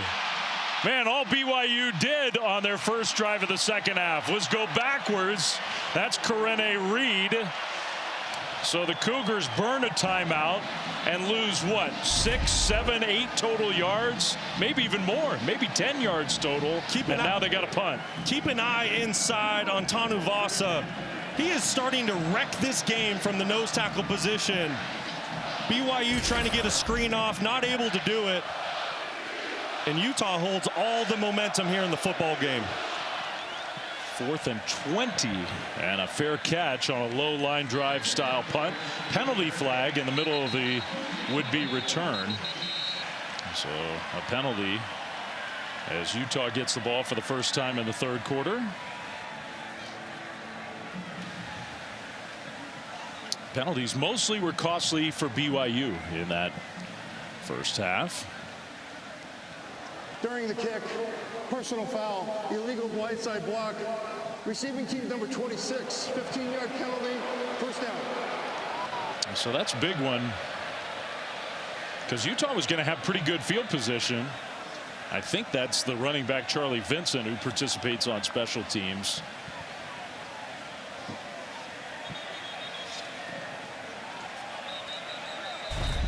But it does not erase the fact that Utah's defense got a huge stop. Let's see if we can find it. I don't know about that one, Flem. Ooh. That's a little ticky-tack for me. Should have been a no call in my book, but it's called a 15-yard penalty, legal blindside block, and here we are. So that means Utah's offense starts on the 25, and their sophomore quarterback. Again, this is the first career start for Brandon Rose. All the problems in the past game, the injuries with Cam Rising, the inconsistencies, mostly from a talented young guy, true freshman Isaac Wilson. But Brandon Rose played a heck of a first half. He's got Bernard in the backfield, and now Utah has to burn a timeout. They were about to get a delay of game. Prior to the play clock expiring, Utah calls their first timeout of the half. 30 seconds. So Kyle Whittingham wondering what's going on. That's frustrating for both head coaches, I think, the way this second half has started. Let's go back down to Stormy. Well, you talk about Brandon Rose in the first half that he had. I asked Kyle Whittingham if he was surprised at all, and he said no, because of the way that he's practiced each of the last 2 weeks. And he reiterated something he said in our talk earlier this week, that the lights have just gone on for Brandon, and the team believes in him. I also saw him say to Brandon on the sideline in the second quarter, he loved the way he was running the football and said, if you see it, go. He's sneaky athletic, guys. Yeah, he certainly is, and he's playing really confident football right now. He's seeing the field clearly. You said it, Stormy. If there hasn't been an opportunity to push the ball down the field, he's not putting it in harm's way. He's tucking the ball and getting positive yards with his legs. All right, so now the drive starts. Handoff, Bernard, right side, cuts it upfield. Mekhi Bernard broke a tackle. Outside the 35, he gets 12 on first down.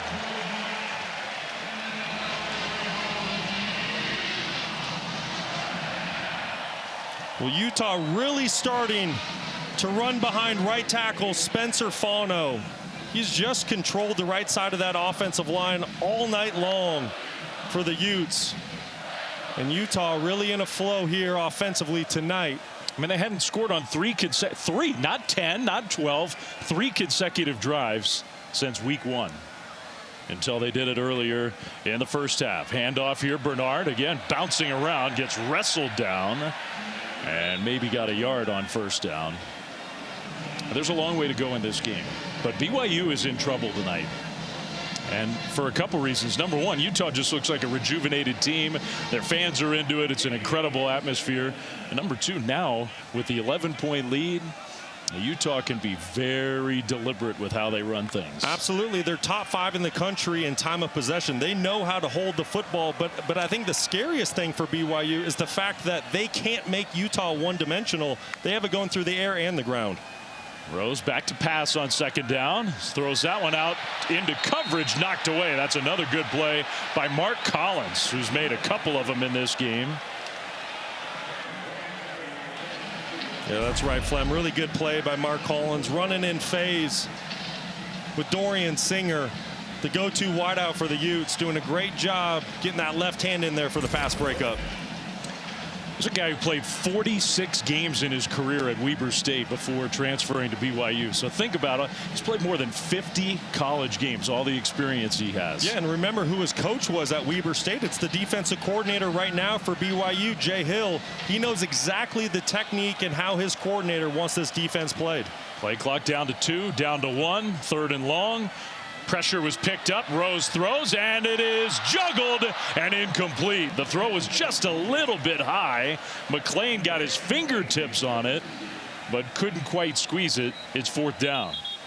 And there's a Utah player down. That's one of their very best players, Brant Kuithe. So Kuithe is down and obviously in some discomfort. We'll check on him when we come back.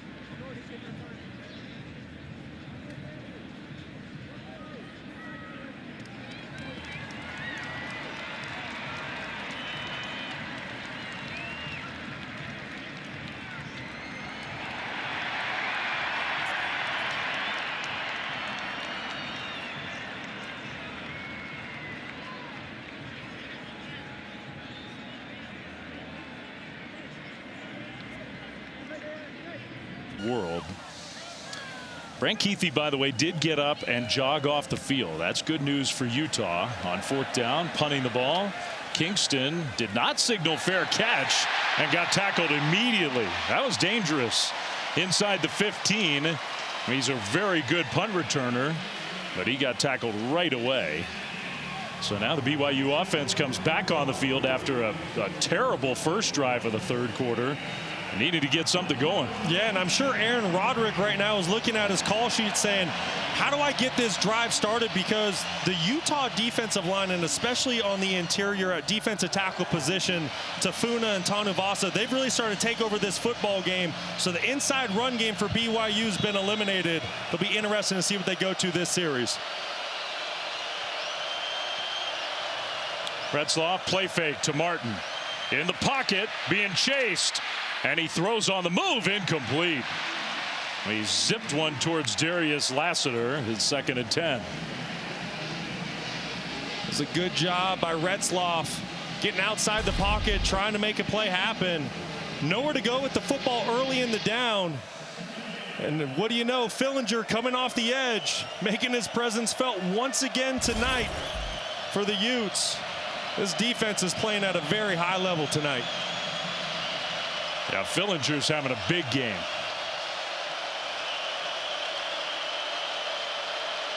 Second and 10. Retzloff pressured by Fillinger again. He's got a man open, but it's incomplete. Marion was out there, and maybe that pressure forced the bad pass because there was nobody around Keelan Marion. Well, it's just so impressive what Fillinger's doing, because BYU brings the tight end down to give chip help to the offensive tackle Braden Keim. Fillinger beats the double team, gets into the backfield in about a half a second. I mean, he's playing like a man on a mission. Through the first 4 games of the season, he had 5.5 sacks. He's gone silent since. But tonight, once again, making his presence felt, having a huge game. They're going backwards. BYU is in the second half. Option play, well defended. Martin gets out to the 20, but gets stopped a couple, maybe even 3 yards short of the first down. And even though BYU likes to go for it from this part of the field, they're going to be punting the ball back to the Utes. Yeah, no doubt. Just the relentless pursuit by Utah right now is just so impressive. They're getting 11 guys to the football on every single play. You can tell they're playing with so much spirit, so much emotion. Very impressive performance through 2.5 quarters. And this is a BYU offense that went on the road last week, or 2 weeks ago, their last game, to Central Florida and put 37 on the board. There's Keithy.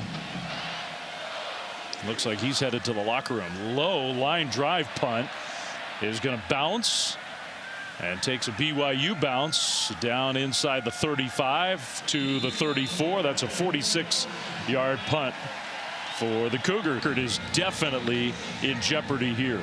No doubt about it. Utah playing really good football right now. Offense, defense, special teams, all 3 phases of the game. BYU needs to do something to create a momentum shift.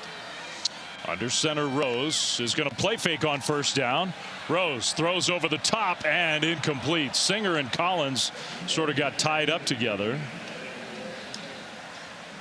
And Rose loses this game. It goes down to 29. Yeah, and I think a big reason for that is you can start to see how it's going to play out. And it's really looking like maybe only one team from the Big 12 is going to get an opportunity to get into that 12-team field. Very little room for error for the BYU Cougars. If they lose this game, it feels like they've got to get to the conference championship game and win the conference championship game. That's an interception. So BYU's defense comes up with a big play. Was that Crew Wakely, the safety, who slid on the turf to pick it off? Brandon Rose, first real mistake of this game for the young quarterback. It was Crew Wakely. Well, and that's the momentum shift that the Cougars needed. Brandon Rose not on the same page with his wide receiver. The receiver runs a corner route. Rose thinks he's going to go to the middle of the field. And that's why Wakely's there to create the momentum shifting interception, giving his offense a short field. That is exactly what BYU needed. Big time. Because nothing had been going right. I mean, you go back to the first quarter, the last thing that BYU's offense did that was a real positive. And so now they get great field position after the turnover, almost at midfield. Not quite 5 minutes into this third quarter, down 11. Roberts in motion. Retzloff, the quarterback, takes a shotgun snap. Throws, and that one is behind his target. Intended for Marion, but incomplete. Yeah, that's just an off-target throw. Marion's open. Retzloff just puts the football a little bit behind him. They're attacking a middle field open, too high zone defense. The receiver does a great job bending towards the hash mark. Quarterback just not on the same page. Well, you do start to wonder. He's been under so much pressure in this game. He was not under pressure that time. It's thrown him off a little bit. Handoff, Martin, nice cut. LJ Martin out into the open. Inside the 25, will be dragged down at about the 15-yard line. A huge run for Martin, almost 40 yards on the ground. What an unbelievable run by LJ Martin. He beats the unblocked defensive tackle in the backfield, beats him one-on-one, and then because Utah brought an all-out pressure, there's nobody at the second or third level to make the tackle once LJ Martin gets out in the open field. What a great run by LJ Martin. Officially 39 yards. First and 10 BYU. Play fake. Retzloff looking end zone. Is going to throw end zone, incomplete. Way over the head of his intended target. Well covered. That was Chase Roberts at second down.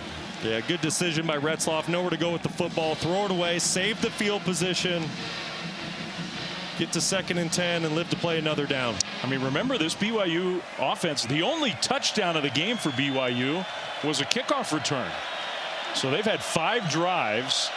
And from those 5 offensive drives, 1 field goal tonight. Retzloff trying to change the play with all this noise. Is going to option it. Left side, a cut up field inside the 10. That's Sione Moa, very talented young running back who's finally getting healthy again. He could be a weapon for BYU. Yeah, well, this is a really good package and play design for the Cougars. They get 3 running backs in the backfield. So for Utah, pick your poison. Where do you want to put your eyes? Good job getting the young running back Moa out to the edge and getting some positive yards to make it third and manageable. 3rd and 5. From the Utah 10. And penalty flags thrown. Utah was not onside, I don't think. The pass completed to the right flat, and a very tough run by the running back Rapati after the catch got stopped short, but we'll see. It was 3rd and 5. If it's an offsides penalty, that's going to be a BYU first down. Illegal shift. Offense. 5-yard penalty. It was not on Utah. It was on BYU, illegal shift, and so apparently the Utes have decided instead of setting up 4th and a yard or 2, they're going to take the penalty. Yeah, the issue is you have Rapati, the running back, that goes in motion before everybody's set. And if there's someone moving when you go in motion, you have to pause for a second before the football can be snapped. Just a critical error by the Cougars. And it is an interesting decision by Utah to take that penalty. 3rd and 10 instead of 4th and maybe 2. I don't disagree with this decision. 3rd and 10 is really tough to get against this defense. Play clock goes down to 0. They held the line, and BYU burns another timeout. Another late offensive substitution. Utah counters with their own substitution, and BYU has 1 timeout left for the rest of the game. You just get the sense that BYU is trying to do too much on offense. You've seen all these different personnel groupings come in. 1 tight end, 3 receivers. We just saw 3 running backs on the field with 2 receivers. They played with multiple tight ends tonight. So that takes a lot of communication. So it just seems like they're not on the same page. And they need to slow things down, take a deep breath, and get dialed in here.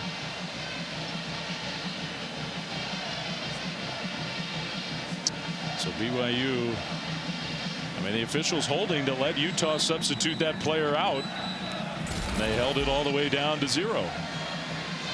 Yeah, I think at some point, and you see Aaron Roderick, the offensive coordinator for BYU, at some point you just need to simplify things. You have a good offense. You've played really good football up to this point this season.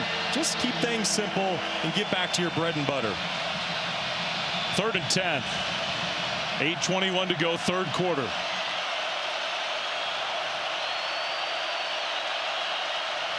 Retzloff, here comes the pressure, and it's knocked down again.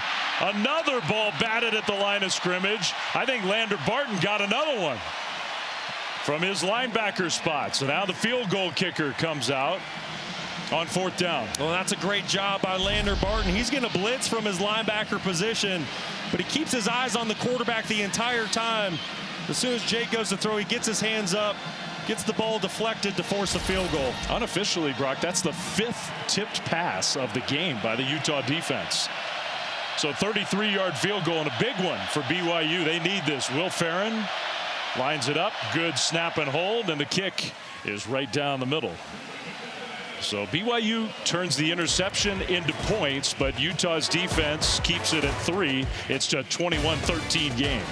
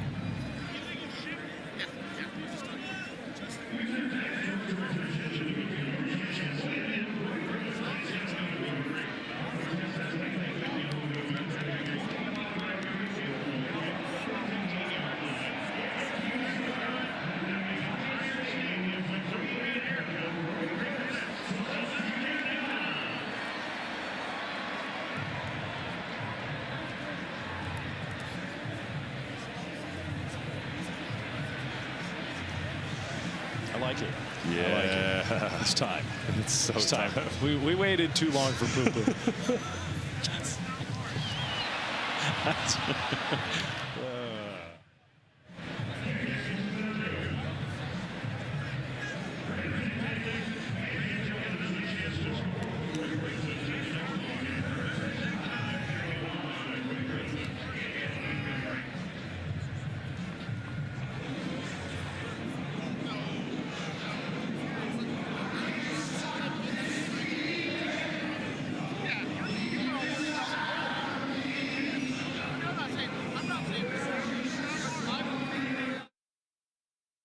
I don't like Utah. In fact, I hate them. I hate everything about them. Not too many friends are made out there. And Utah hoping that this will be BYU's upset night. The Utes, a 4-game losing streak, a program not used to this. BYU, meanwhile, undefeated, top 10 ranking. And the Cougars kick a field goal to get within 8, 21-13, 8:10 to go, third quarter. Yeah, and that's really been the story of a lot of this game. BYU driving down in the red zone twice tonight and having to kick field goals. And we knew coming into the game how good Utah's red zone defense was. They lead the Big 12 Conference, but let's not forget BYU, they're one of the best red zone offenses in the entire country. But right now, Utah winning that battle. Kickoff heads to the end zone for a touchback. They'll start at their own 25. Brandon Rose, excellent first half in so many ways. Slow start here in the second half. Yeah, this is a get back on track drive for Rose and the Utah offense. You see in the second half, 0 for 4. They've only ran 6 plays this second half. And the formula for Utah in the first half was run on first and second down and then throw when you had to. Like to see them get back to that here on this drive. A little screen fake, and Rose straight up the middle. Man, big hit on Rose. He got 5 yards, but he paid for it. That was Crew Wakely who had the interception on the last Utah drive. He laid a hit on Rose. Yeah, that was a big-time hit by Crew Wakely coming up from his strong safety position. He's a guy who's having a really, really great year. Former high school quarterback, converted to safety when he got to college. Actually started his college career as a quarterback, so he sees the defense, you know, through the eyes of a quarterback. But big time hit coming up in the box, making the tackle. 2nd and 5 for Utah. And they're going to give the ball to Bernard. Left side run. Bernard is swarmed. And he fought hard to try to get back to the line of scrimmage. I don't know if he made it there. Boy, just both these defensive fronts playing such good football tonight. You see the surge by the Cougars defensive linemen and their linebackers run into the football. Just such a physical game down there. And it just seems like right now, neither one of these offenses can get their run games going. 3rd and a long 5 for the young quarterback and Utah. Rose in the pocket, throws, and it's caught in traffic. Singer with the catch for a Utah first down. What a throw and catch, and it's just a phenomenal route by Dorian Singer.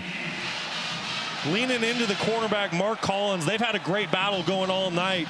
BYU elects to only rush 3 guys, gives the quarterback plenty of time to make a throw, and shows off his strike point accuracy.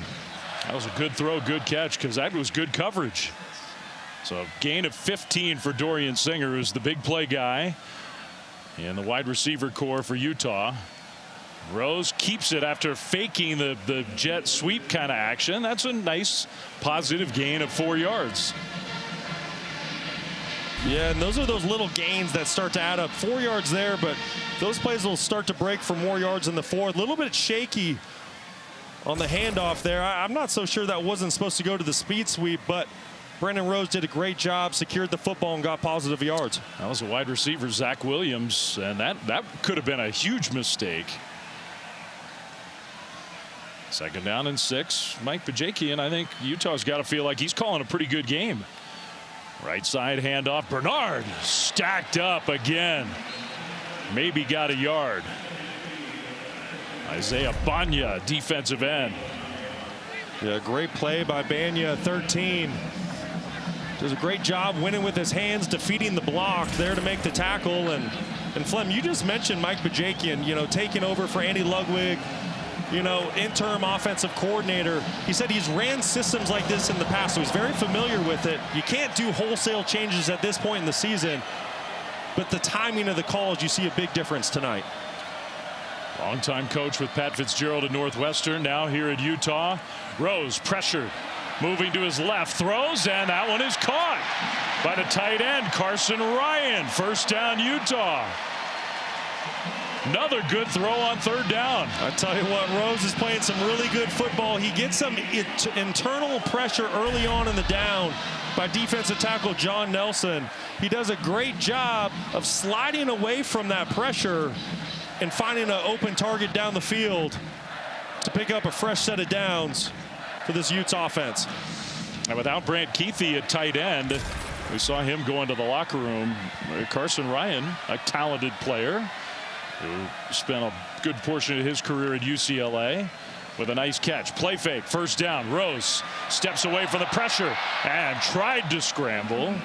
Got back to the line of scrimmage, avoided the sack. Yeah, that was a good job of the quarterback limiting the damage on the play. You said it, get back to the line of scrimmage. There was a chance for a 4 or 5 yard loss. And that's what you like to see out of Brandon Rose. You know he's making his first career start, but he's been with this team for 3 years. He knows the system. He's a veteran guy as far as time being here in the program, making really good decisions outside of the 1 interception tonight. Already 4.5 minutes on this drive for Utah. Exactly what Kyle Whittingham wants with an 8-point lead late in the 3rd quarter. Rose in the pocket, going deep down the left sideline. And incomplete. Wow. That was the running back, Mekhi Bernard, who is a very good pass catcher out of the backfield, and man, he almost had it. He is, and that's a great job of Rose recognizing the mismatch. Bernard is lined up on a linebacker, Isaiah Glasker, 16, and Glasker just loses the football as they're going down the field. It's a missed opportunity for the Utes. Oh, so close. That was a pretty good throw. It was right there, just a fingertip away. So now it's 3rd and 10 from in BYU territory. Rose hands it off, left side run, and Gang tackle. That's Jalen Glover down to the 40. Does that mean Utah wants to go for it? Absolutely. I think that's a really good job of sequencing that 3rd down into 4th down. Well, as I say that, here comes the punt team. I assume 3rd and 10, you're in plus territory, your side of the field. By handing the football off, I assumed you're just trying to make it more 4th and manageable. But Utah electing to play the field position game.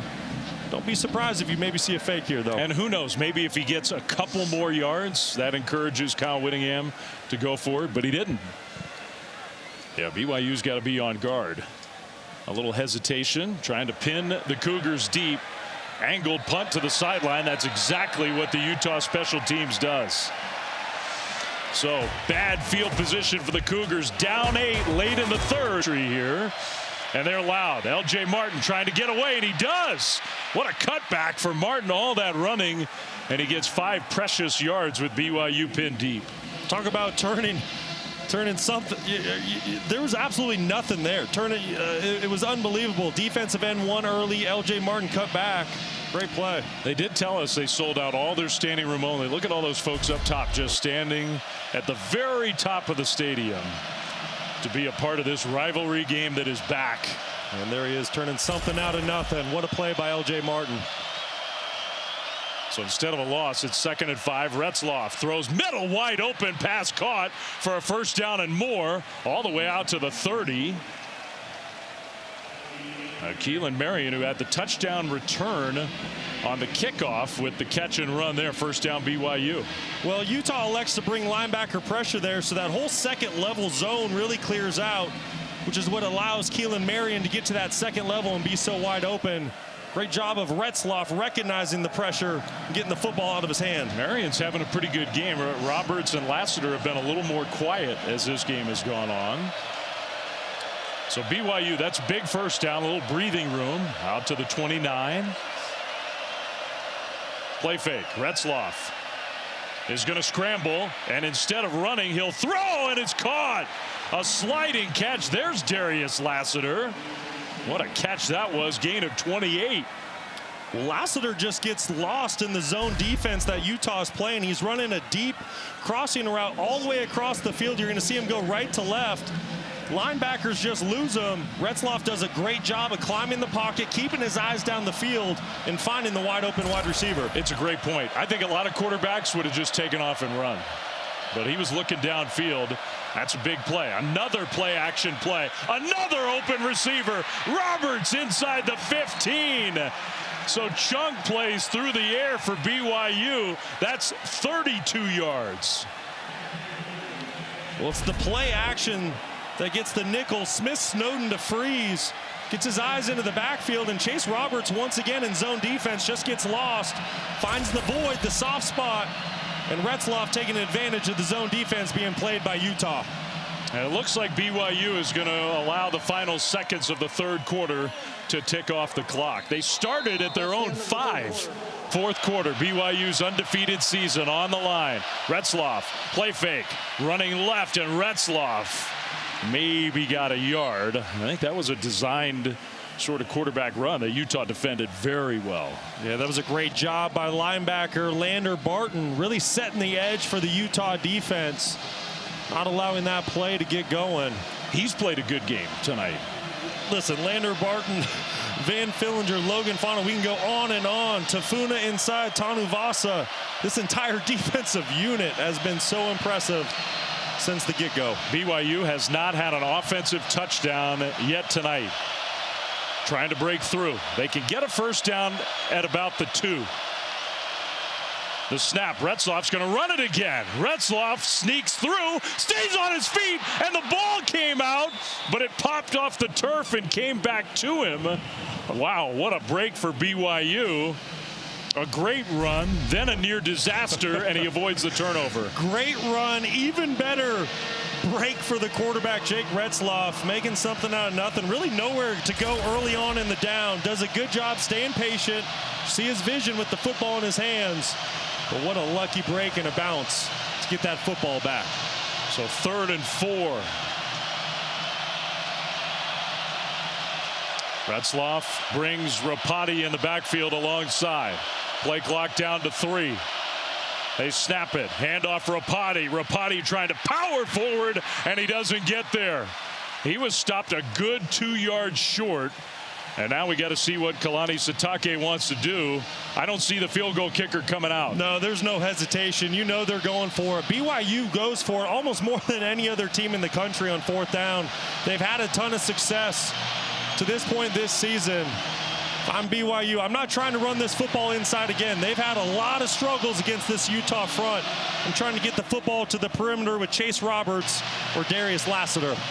Remember, only one timeout. Play clock down under 10. Retzloff, quick snap. Rapati straight ahead, dives forward. I don't think he got to the goal line, but he will get a BYU first down. Rapati thinks it's a touchdown. I think he was spotted short by about a half a yard. Yeah, I think that's a good call. He was definitely short. That was a great block by the center, Bruce Mitchell, in for the Connor Pay, who's injured. Now BYU to the line. Retzloff is going to jump up top. Touchdown! Just enough to get over the first offensive touchdown of the night for BYU. And they'll keep the offense on the field to go for 2 to try to tie the game. What an effort by Retzloff. Great surge by the Utah front to really kind of make that play go nowhere, but Retzloff goes over the top, gets the football across the goal line for the touchdown. We do have an offensive lineman down for BYU, so while the Cougars get organized, we'll step aside very briefly. Leusa. Did the website.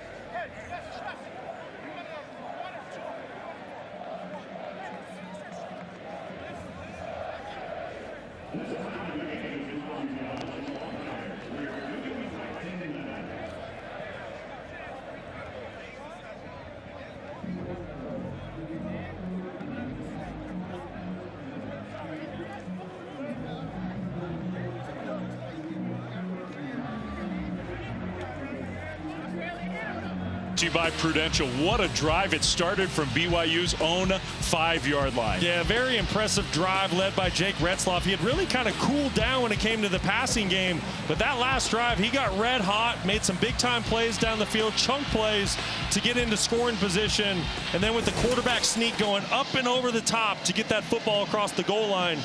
And now we have a very pivotal and crucial 2-point play coming up. Since we called it our now what moments, how about now what on this 2-point play? What do you want to see? Well, listen, I just think that for the most part, the Utah defensive line, they've won inside tonight. Yes, you picked up a couple plays this last drive going inside, but I'm not going to bank on it. So I want to get the football to the perimeter. I want to look for Chase Roberts, number 2, or Darius Lassiter, number 5. Austin Leusa, the offensive lineman who was down after that touchdown sneak by Retzloff, did walk off the field. So now here we go. BYU will get to the line of scrimmage, trying to tie this game. 2-point conversion.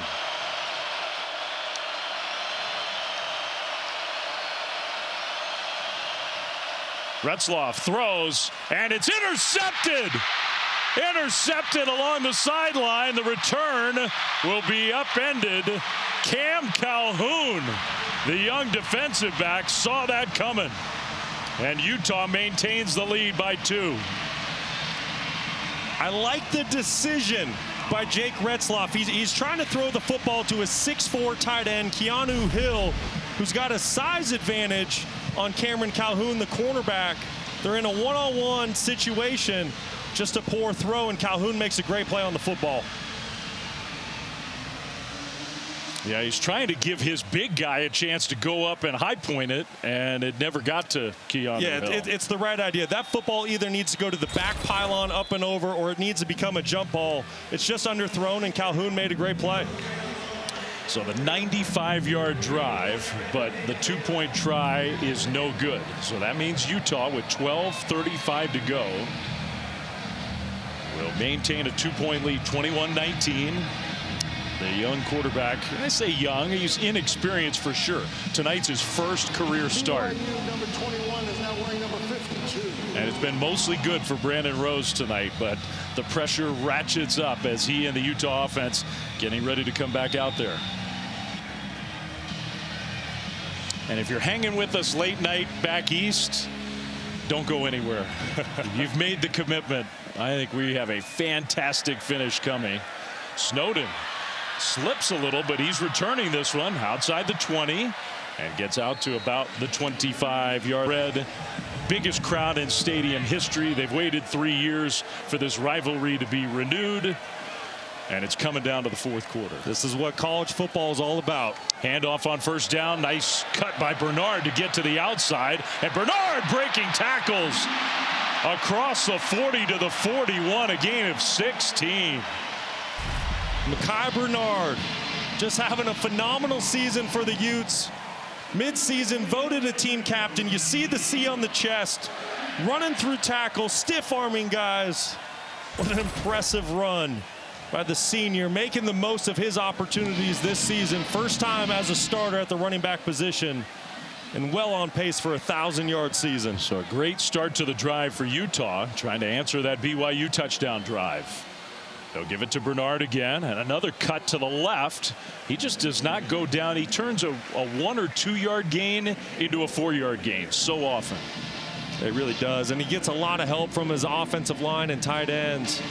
You know, those 5, 6, 7 guys up front, they've just done such a phenomenal job tonight opening up the initial hole. And then you said it, Flem, he gets to the second level, and he's so tough to bring down. So 2nd and 6 for Utah's offense.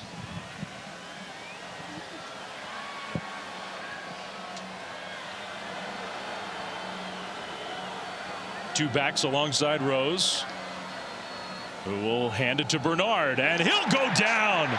A tackle in the backfield. What pursuit by the linebacker Jack Kelly. Phenomenal pursuit from the backside. You're not going to block that guy. He's not part of your blocking assignment. That's just a pure effort play for Jack Kelly to get Bernard down in the backfield. Loss of 4. So now it's 3rd and 10 for Utah. What a big time moment for Brandon Rose coming up here on this 3rd down. You said it, making his first career start. These are the moments you want, though, as a quarterback. You know, you get a first down here, you bleed more clock, you find a way to get a win. And Bernard had to sort of limp off the field. Grant Keithy's out for the rest of the game. He's got his uniform off. Rose being pressured, and Rose gets away. Still looking downfield. He's going to throw it away. Must have been great coverage for BYU.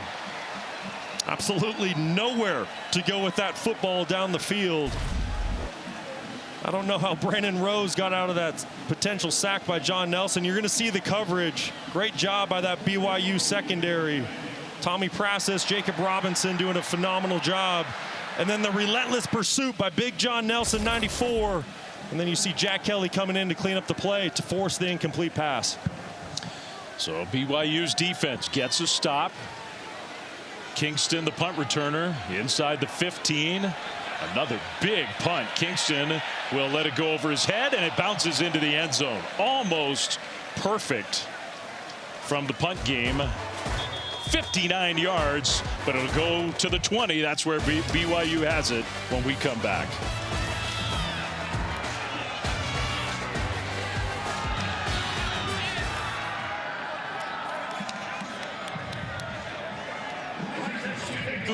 With 10 minutes to go. Standing room only, sold out, every seat sold. That guy knows his role.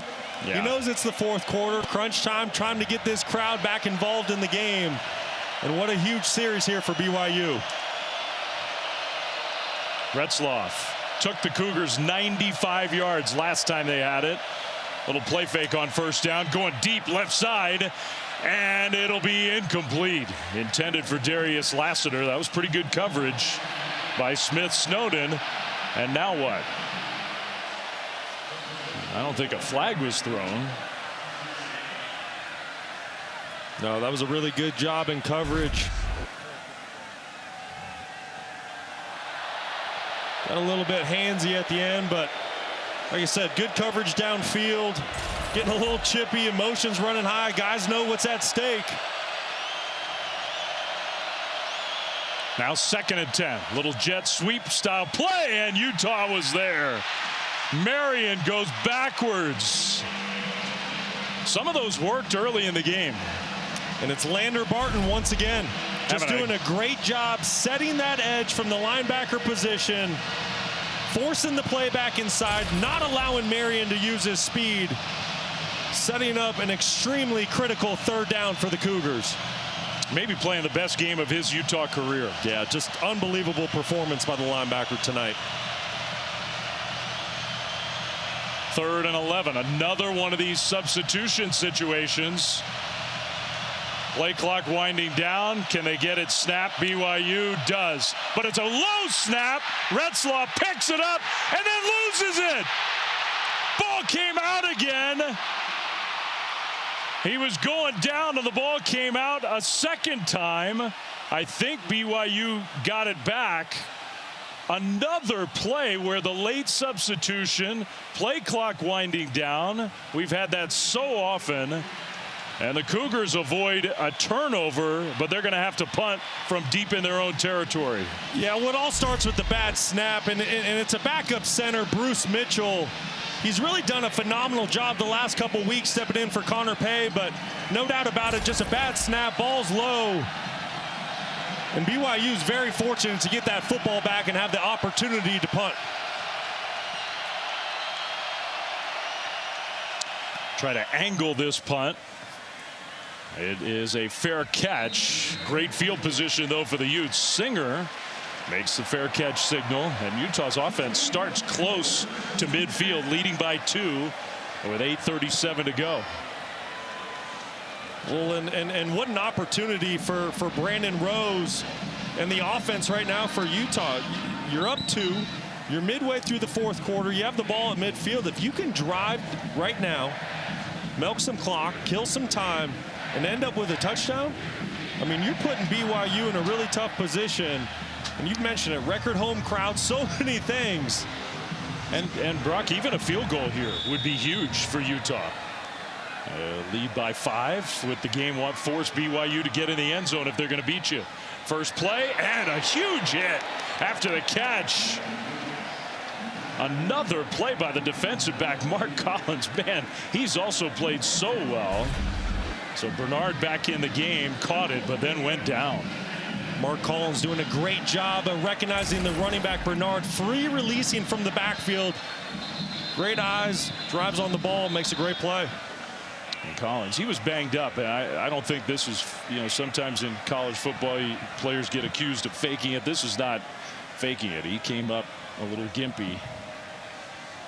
So instead of playing a play hurt, he goes down to a knee, and BYU will get him off the field. But he's been everywhere. He really has made a ton of great plays down the field, a couple pass breakups. You saw the last tackle coming up, making a play. Great game for Collins. It's not that BYU's special season has to end tonight, but this is such a huge game for the Cougars' chances of a conference championship and a chance to play for a national championship.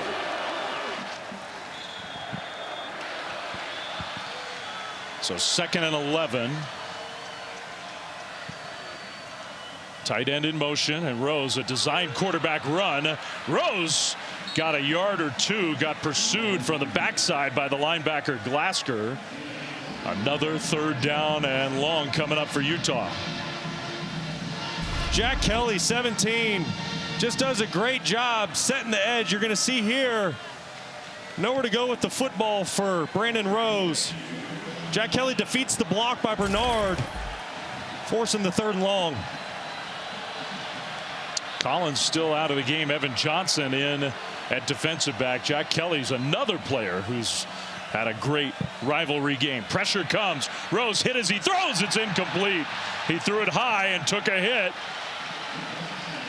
Intended for Singer, and he was trying, I think, to target that backup defensive back Johnson, who had pretty good coverage. Yeah, and that's a heads-up play by a quarterback. You always want to go after the new corner as soon as he gets on the field. BYU, you see Jacob Robinson with the blitz from the nickel position, forcing the quick errant throw. And what a stop by the Cougars getting the football back. Huge. So Utah had that great field position. We said even a field goal could be a huge step towards a win. Now the punt. Now that one a line drive kind of kick. Kingston will field it. No fair catch, trying to make a move. Penalty flag thrown. There's a BYU player without a helmet on the far side of the field. As of now, it's going to be poor field position for the Cougars. But when you see that, you do wonder whether the helmet was ripped off by a Utah player. I don't know. Yeah, there was definitely a big collision. There's a big block that occurred, and then the helmet came off. During the kick, holding, receiving team number 2. It was. After distance to the goal. First down. It was Collins whose helmet came off, but he committed the holding penalty.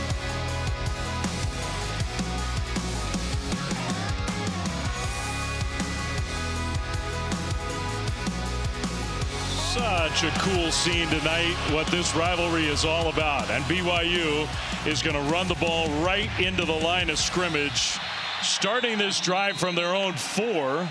Now under 7 minutes to go. Down 2 and in big trouble. They really are. And BYU in so many ways has become a one-dimensional team here in the second half. You just saw there Tanuvasa, the defensive tackle that we've been talking about all night for Utah, just so disruptive, getting into the backfield. And now can Retzloff answer for BYU at its most critical moment in the season? And they're taking a lot of time here. Now I know there's 6.5 minutes to go, but they only have 1 timeout. Handoff for Rapati, left side, nice cut, and he'll get the first down and go out of bounds at about the 15-yard line. Well, nice run, gain of 11. Boy, that gives BYU some breathing room. You heard how loud the crowd is, backed up in their own end zone. If you can get this little breathing room, get some space to work with, it's a big help. A field goal puts BYU ahead. But they got to play with some urgency here. Otherwise, this is going to be their last possession. Retzloff scrambling. Retzloff will get sacked. He lost a couple yards there. Karene Reed got him down. Well, you know when the game's on the line for Utah, Kyle Whittingham, Morgan Scalley, they're going to bring pressure. And that's exactly what Utah did on that last play and many other times throughout this second half.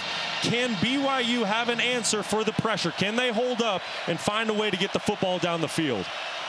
BYU, and Retzloff is frustrated here. They're substituting. It's taking more time off the clock. 2nd and 11. They've already had to burn 2 timeouts in this half. Pressure comes. Retzloff will get sacked again. That time Zamaya Vaughn from his defensive back spot.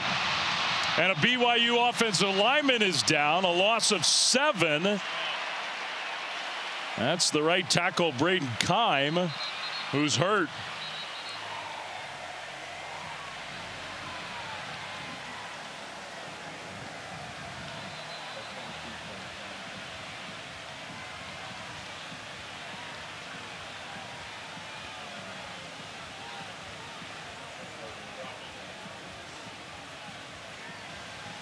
Keim will get up with some help. Already missing their regular starting center, Connor Pay, and now it looks like Braden Keim is going to miss. We know he's going to miss a play, but we don't know if he's going to be able to come back in this game.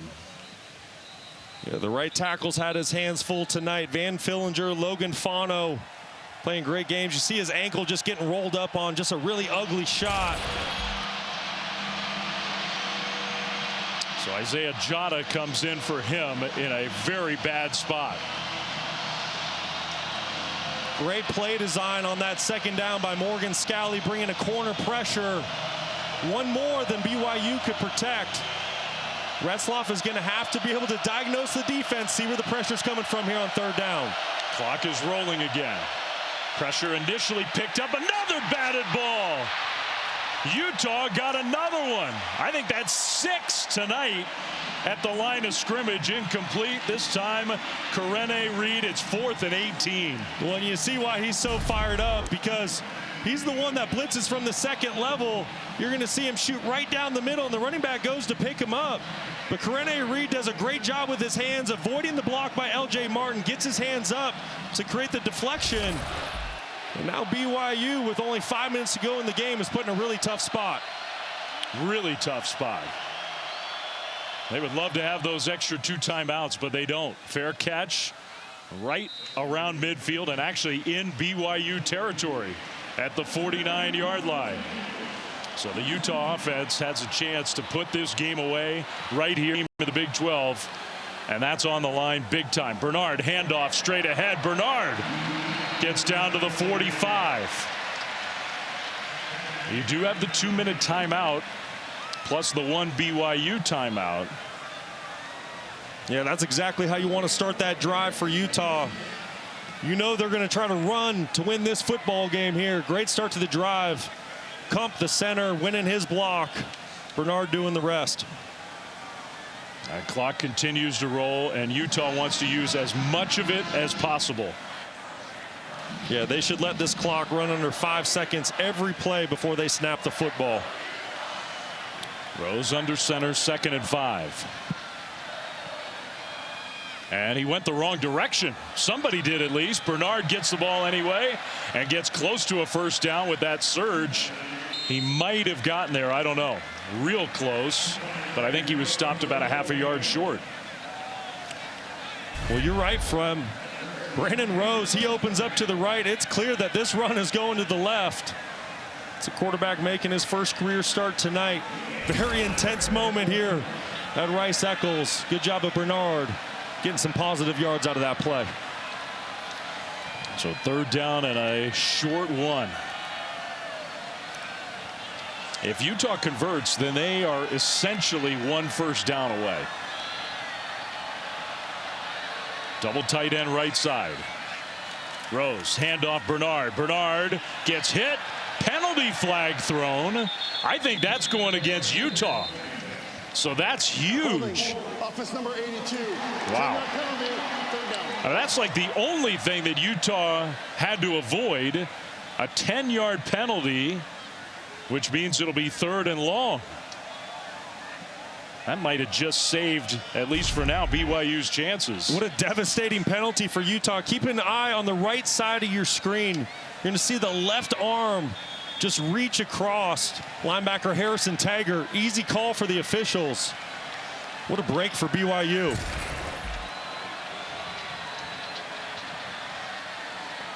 So now with the clock rolling again, from right around midfield, it's 3rd and 11.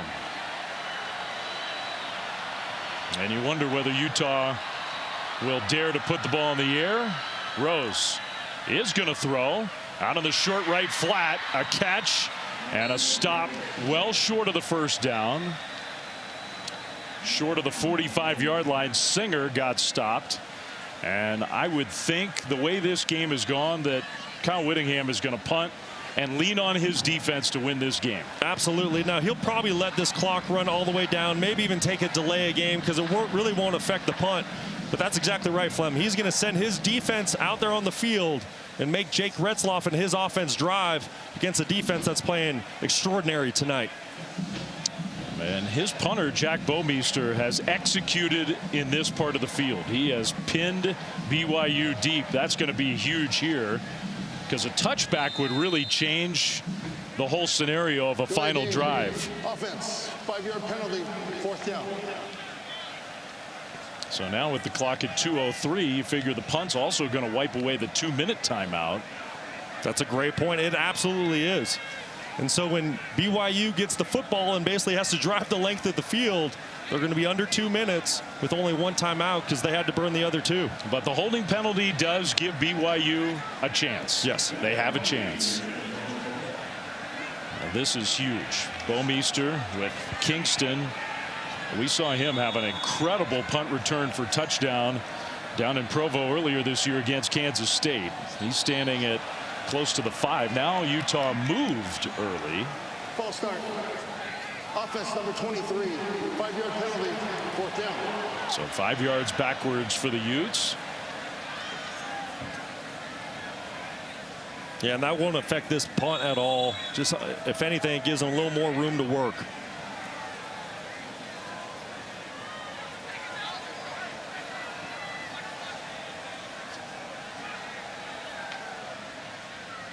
Bomeister. Kingston, fair catch at about the 9. Great execution by Utah. So there is officially our 2-minute timeout. Back for the conclusion of this rivalry game right after this. Have to start at their own 9 in front of the biggest crowd in stadium history. They're down 2. They only have 1 timeout. This is it for BYU. First play, Retzloff looking downfield and throws. It's incomplete. Wow. Chase Roberts got a hand on it and could not catch it at 2nd down. Yeah, that was really good defense by the nickel. Smith Snowden, number 2, getting a hand in there for the pass breakup. Nowhere to go with the football down the field. Offensive line gave Retzloff plenty of time to throw the football. Just nowhere to go with it. You figure BYU needs about 55 yards for realistic field goal range. Down 2. Retzloff, pressure comes. Retzloff is going to heave one, and there's nobody over there. Now he did, I think, get out of the tackle box, and he threw it past the line of scrimmage. Reed got the pressure.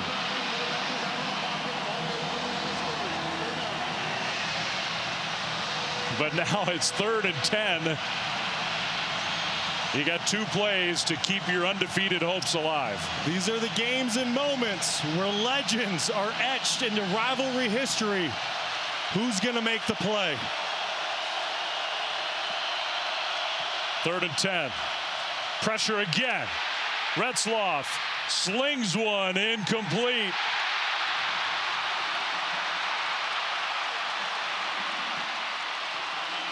And now it comes down to 1 final play for BYU. They need 10 yards to keep the drive going. Well, Retzloff is just running for his life, trying to find an open receiver down the field. Karene Reed, Tanu Vasa did a great job getting into the backfield, creating early pressure. And now the ball game comes down to this.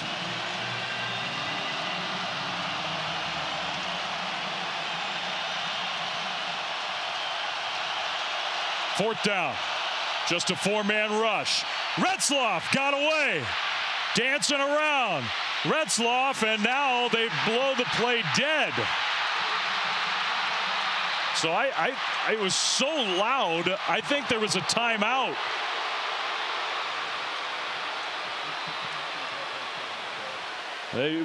Nobody could hear.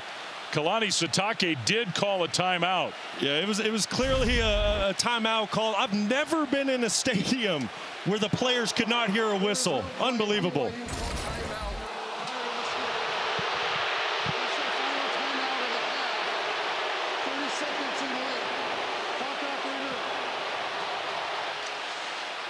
So Kyle Whittingham knows little heartbeat left for BYU. Just incredible. And you know Utah's going to bring pressure. And got to have it moments. Kyle Whittingham, for 2 decades now, has brought pressure, and it's usually all-out pressure. So 2 things. 1, Jake Retzloff, where are you going to go with the football quickly if that pressure comes? And then if it doesn't come, you would like to see BYU chip the edges, give the offensive line some help for the quarterback to work. They'll put some time back on the clock. But for the moment, the time will be a factor if they can convert. But they got to get 10 yards for that to matter. Listen to Rice Eccles. My goodness. Well, and don't forget, you have a backup at right tackle going against Van Fillinger, who's played a phenomenal game tonight.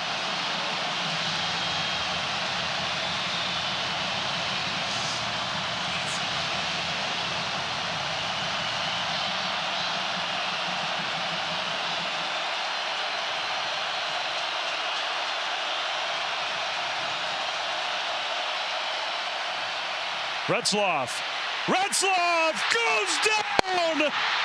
Reed got to him. There is a flag in the secondary. There is a penalty flag.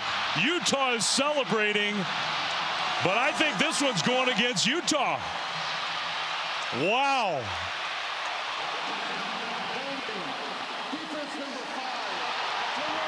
Whoa. Whoa. Yeah, and that's a good call by the officials. It's Keelan Marion working against cornerback Zemiah Vaughn up top, and it's clear as day. Vaughn grabs some jersey early on in the down. Keep an eye at the very top of your screen. Right up here is the matchup. You're going to see Vaughn get a little bit handsy. It's a really good call by the officials.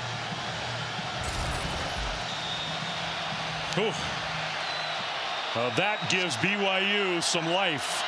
Still got a long way to go. Retzloff scrambling right, and he'll throw, almost intercepted. Wow. Calhoun, who had a pick on a two-point conversion when BYU was trying to tie the game, almost had another one. Well, Cameron Calhoun, just a true freshman, but when you talk to the coaching staff, they say he's very confident and he does not shy away from the big moments. The lights are never too bright for Calhoun. You see it on that last play, trying to seal the game, driving on the ball, trying to make an interception. 2nd and 10. 6 straight incompletions for Retzloff.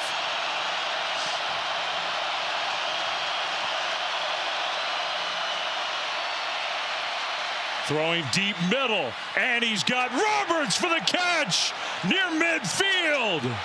The clock will stop on the first down, a gain of 30, and now they're what, maybe 15 yards away from field goal range. Just a great route by Chase Roberts, working all the way across the field, getting lost in the Utah defense.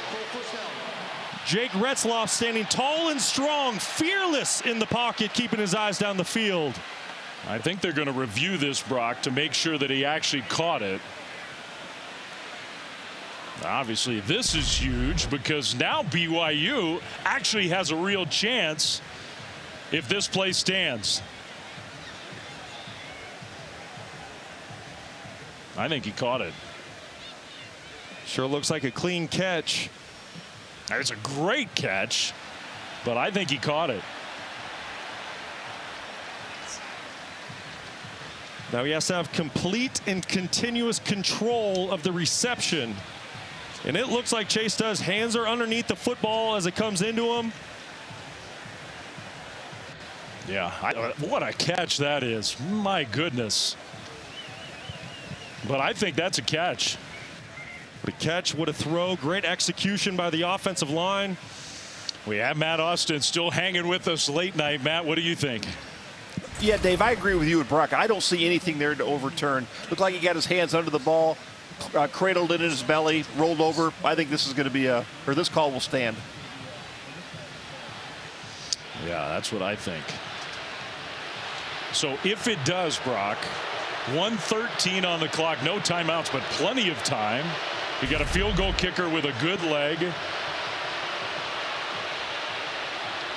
Let's see one last time. I mean, I think he's got it. Yeah, I'm with you, Flem. I think that's a clean catch. Officials just want to make sure they're getting the call right. After further review, the ruling on the field stands.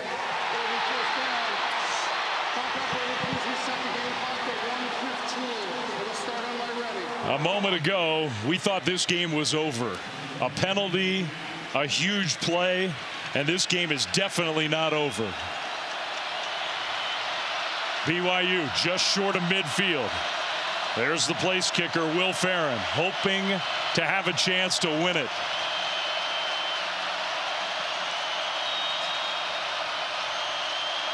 Retzloff throws, and that one is caught by Lassiter along the sideline. Plus he goes out of bounds inside the 40 to the 39, and now you're real close to realistic field goal range. Yeah, that's a great job by Retzloff, taking advantage of the very soft coverage up top by Cameron Calhoun. Calhoun pre-snap, he's basically off 10 yards and goes directly into a back pedal. Great throw and catch. 1st and 10 BYU. Amazing that they still have a chance. Play fake, they pitch it to the right and run the ball. There goes Rapati, upended down at the 25-yard line. A gain of 14.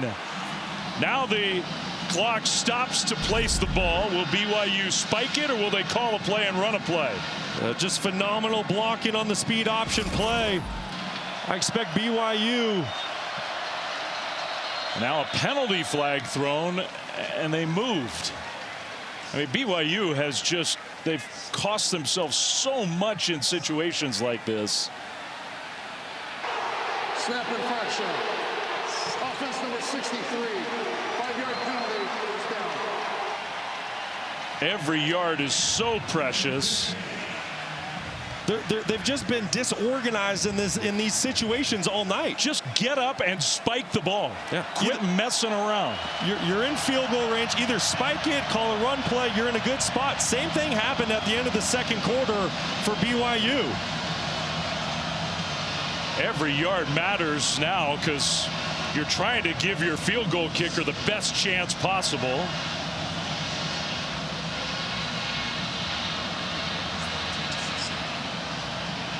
Officials still huddling up. The runner was down in play. The clock was running. The snap infraction occurred. This requires a 10-second runoff. So, I mean, and look. Clock operator, please reset the game clock to 49 seconds. 49 seconds should be enough, but the way BYU has handled the clock tonight, it would make you nervous if you're a BYU fan. Absolutely, but big picture, you're BYU. Take a deep breath.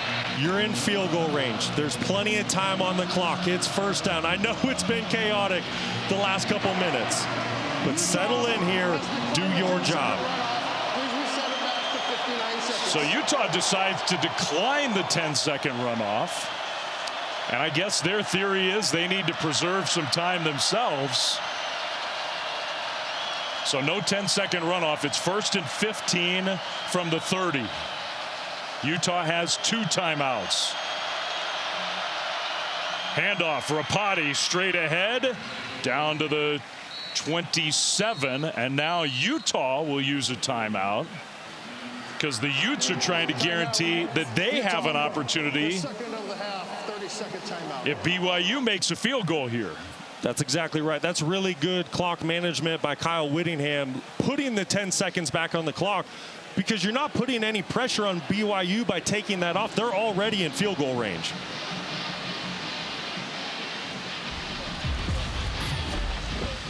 I mean, this is just remarkable. Remember, it was 4th and 10. It looked like Retzloff was going to get sacked.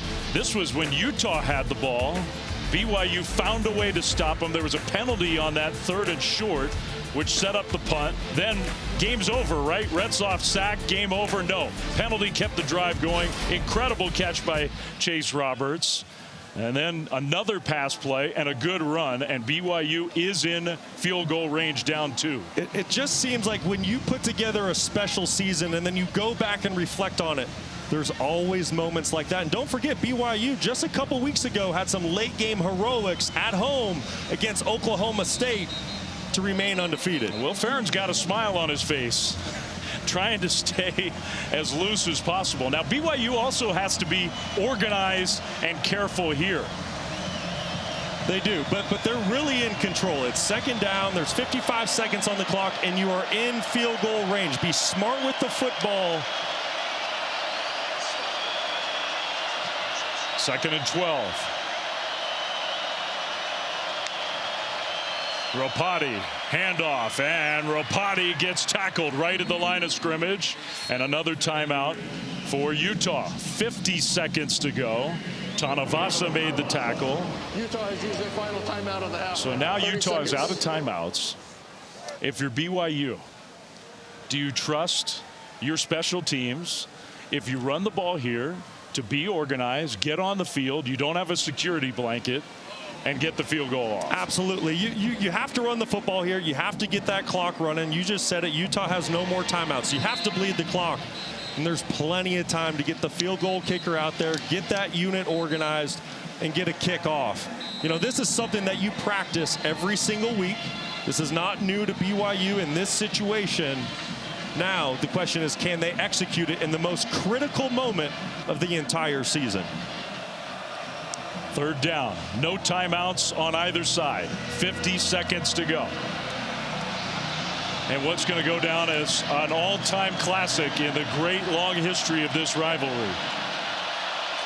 Martin now behind Retzloff, and he'll get the ball. Left side run, and whether he was trying to get to the middle and got shoved to the far left, that's where the ball's going to be, at about the 26-yard line. Now BYU, clock's running, getting the special teams out there for a chance to take the lead. And there's a tiny difference between play clock and game clock. Tiny.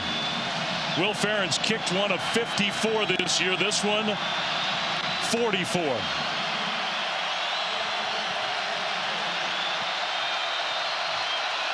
For the lead for BYU. Snap, hold, kick on the way. Kick is good!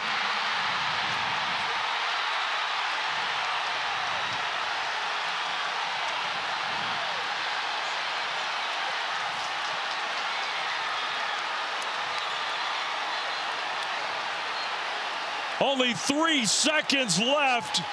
Incredible. The game was over.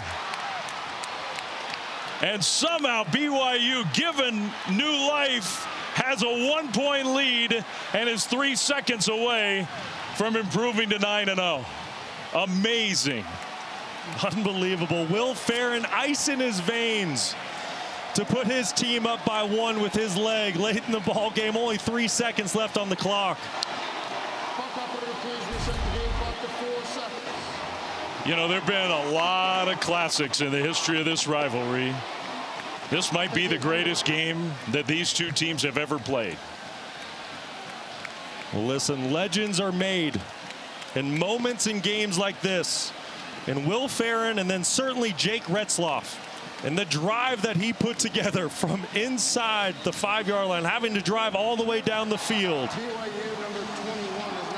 What an unbelievable job by the BYU Cougars. Ferent just drilled it, by the way. As clutch a kick as you'll ever have. It has stunned the Utah players, the Utah crowd. The holding penalty that's going to be talked about forever between these two fan bases. A sack at the goal line, essentially. Game over. But a holding in the secondary gave BYU a first down, and the Cougars took advantage of it. Absolutely incredible. 4 seconds to go. And a kick along the turf. Bernard is going to try to bring it back. Utah needs a miracle. Bernard cuts it middle. A penalty flag thrown. Ball is going to be pitched back. Play still going. Now a throwback. Utah's still alive. Right side. Cutting it back middle. Another pitch back. Utah not dead yet.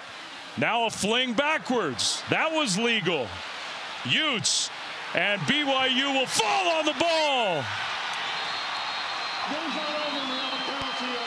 Now, assuming the penalty is against Utah, but we can't assume that, there is a penalty flag on the field. You got the immediate announcement from Kevin Marr. Game's not over. We have a penalty.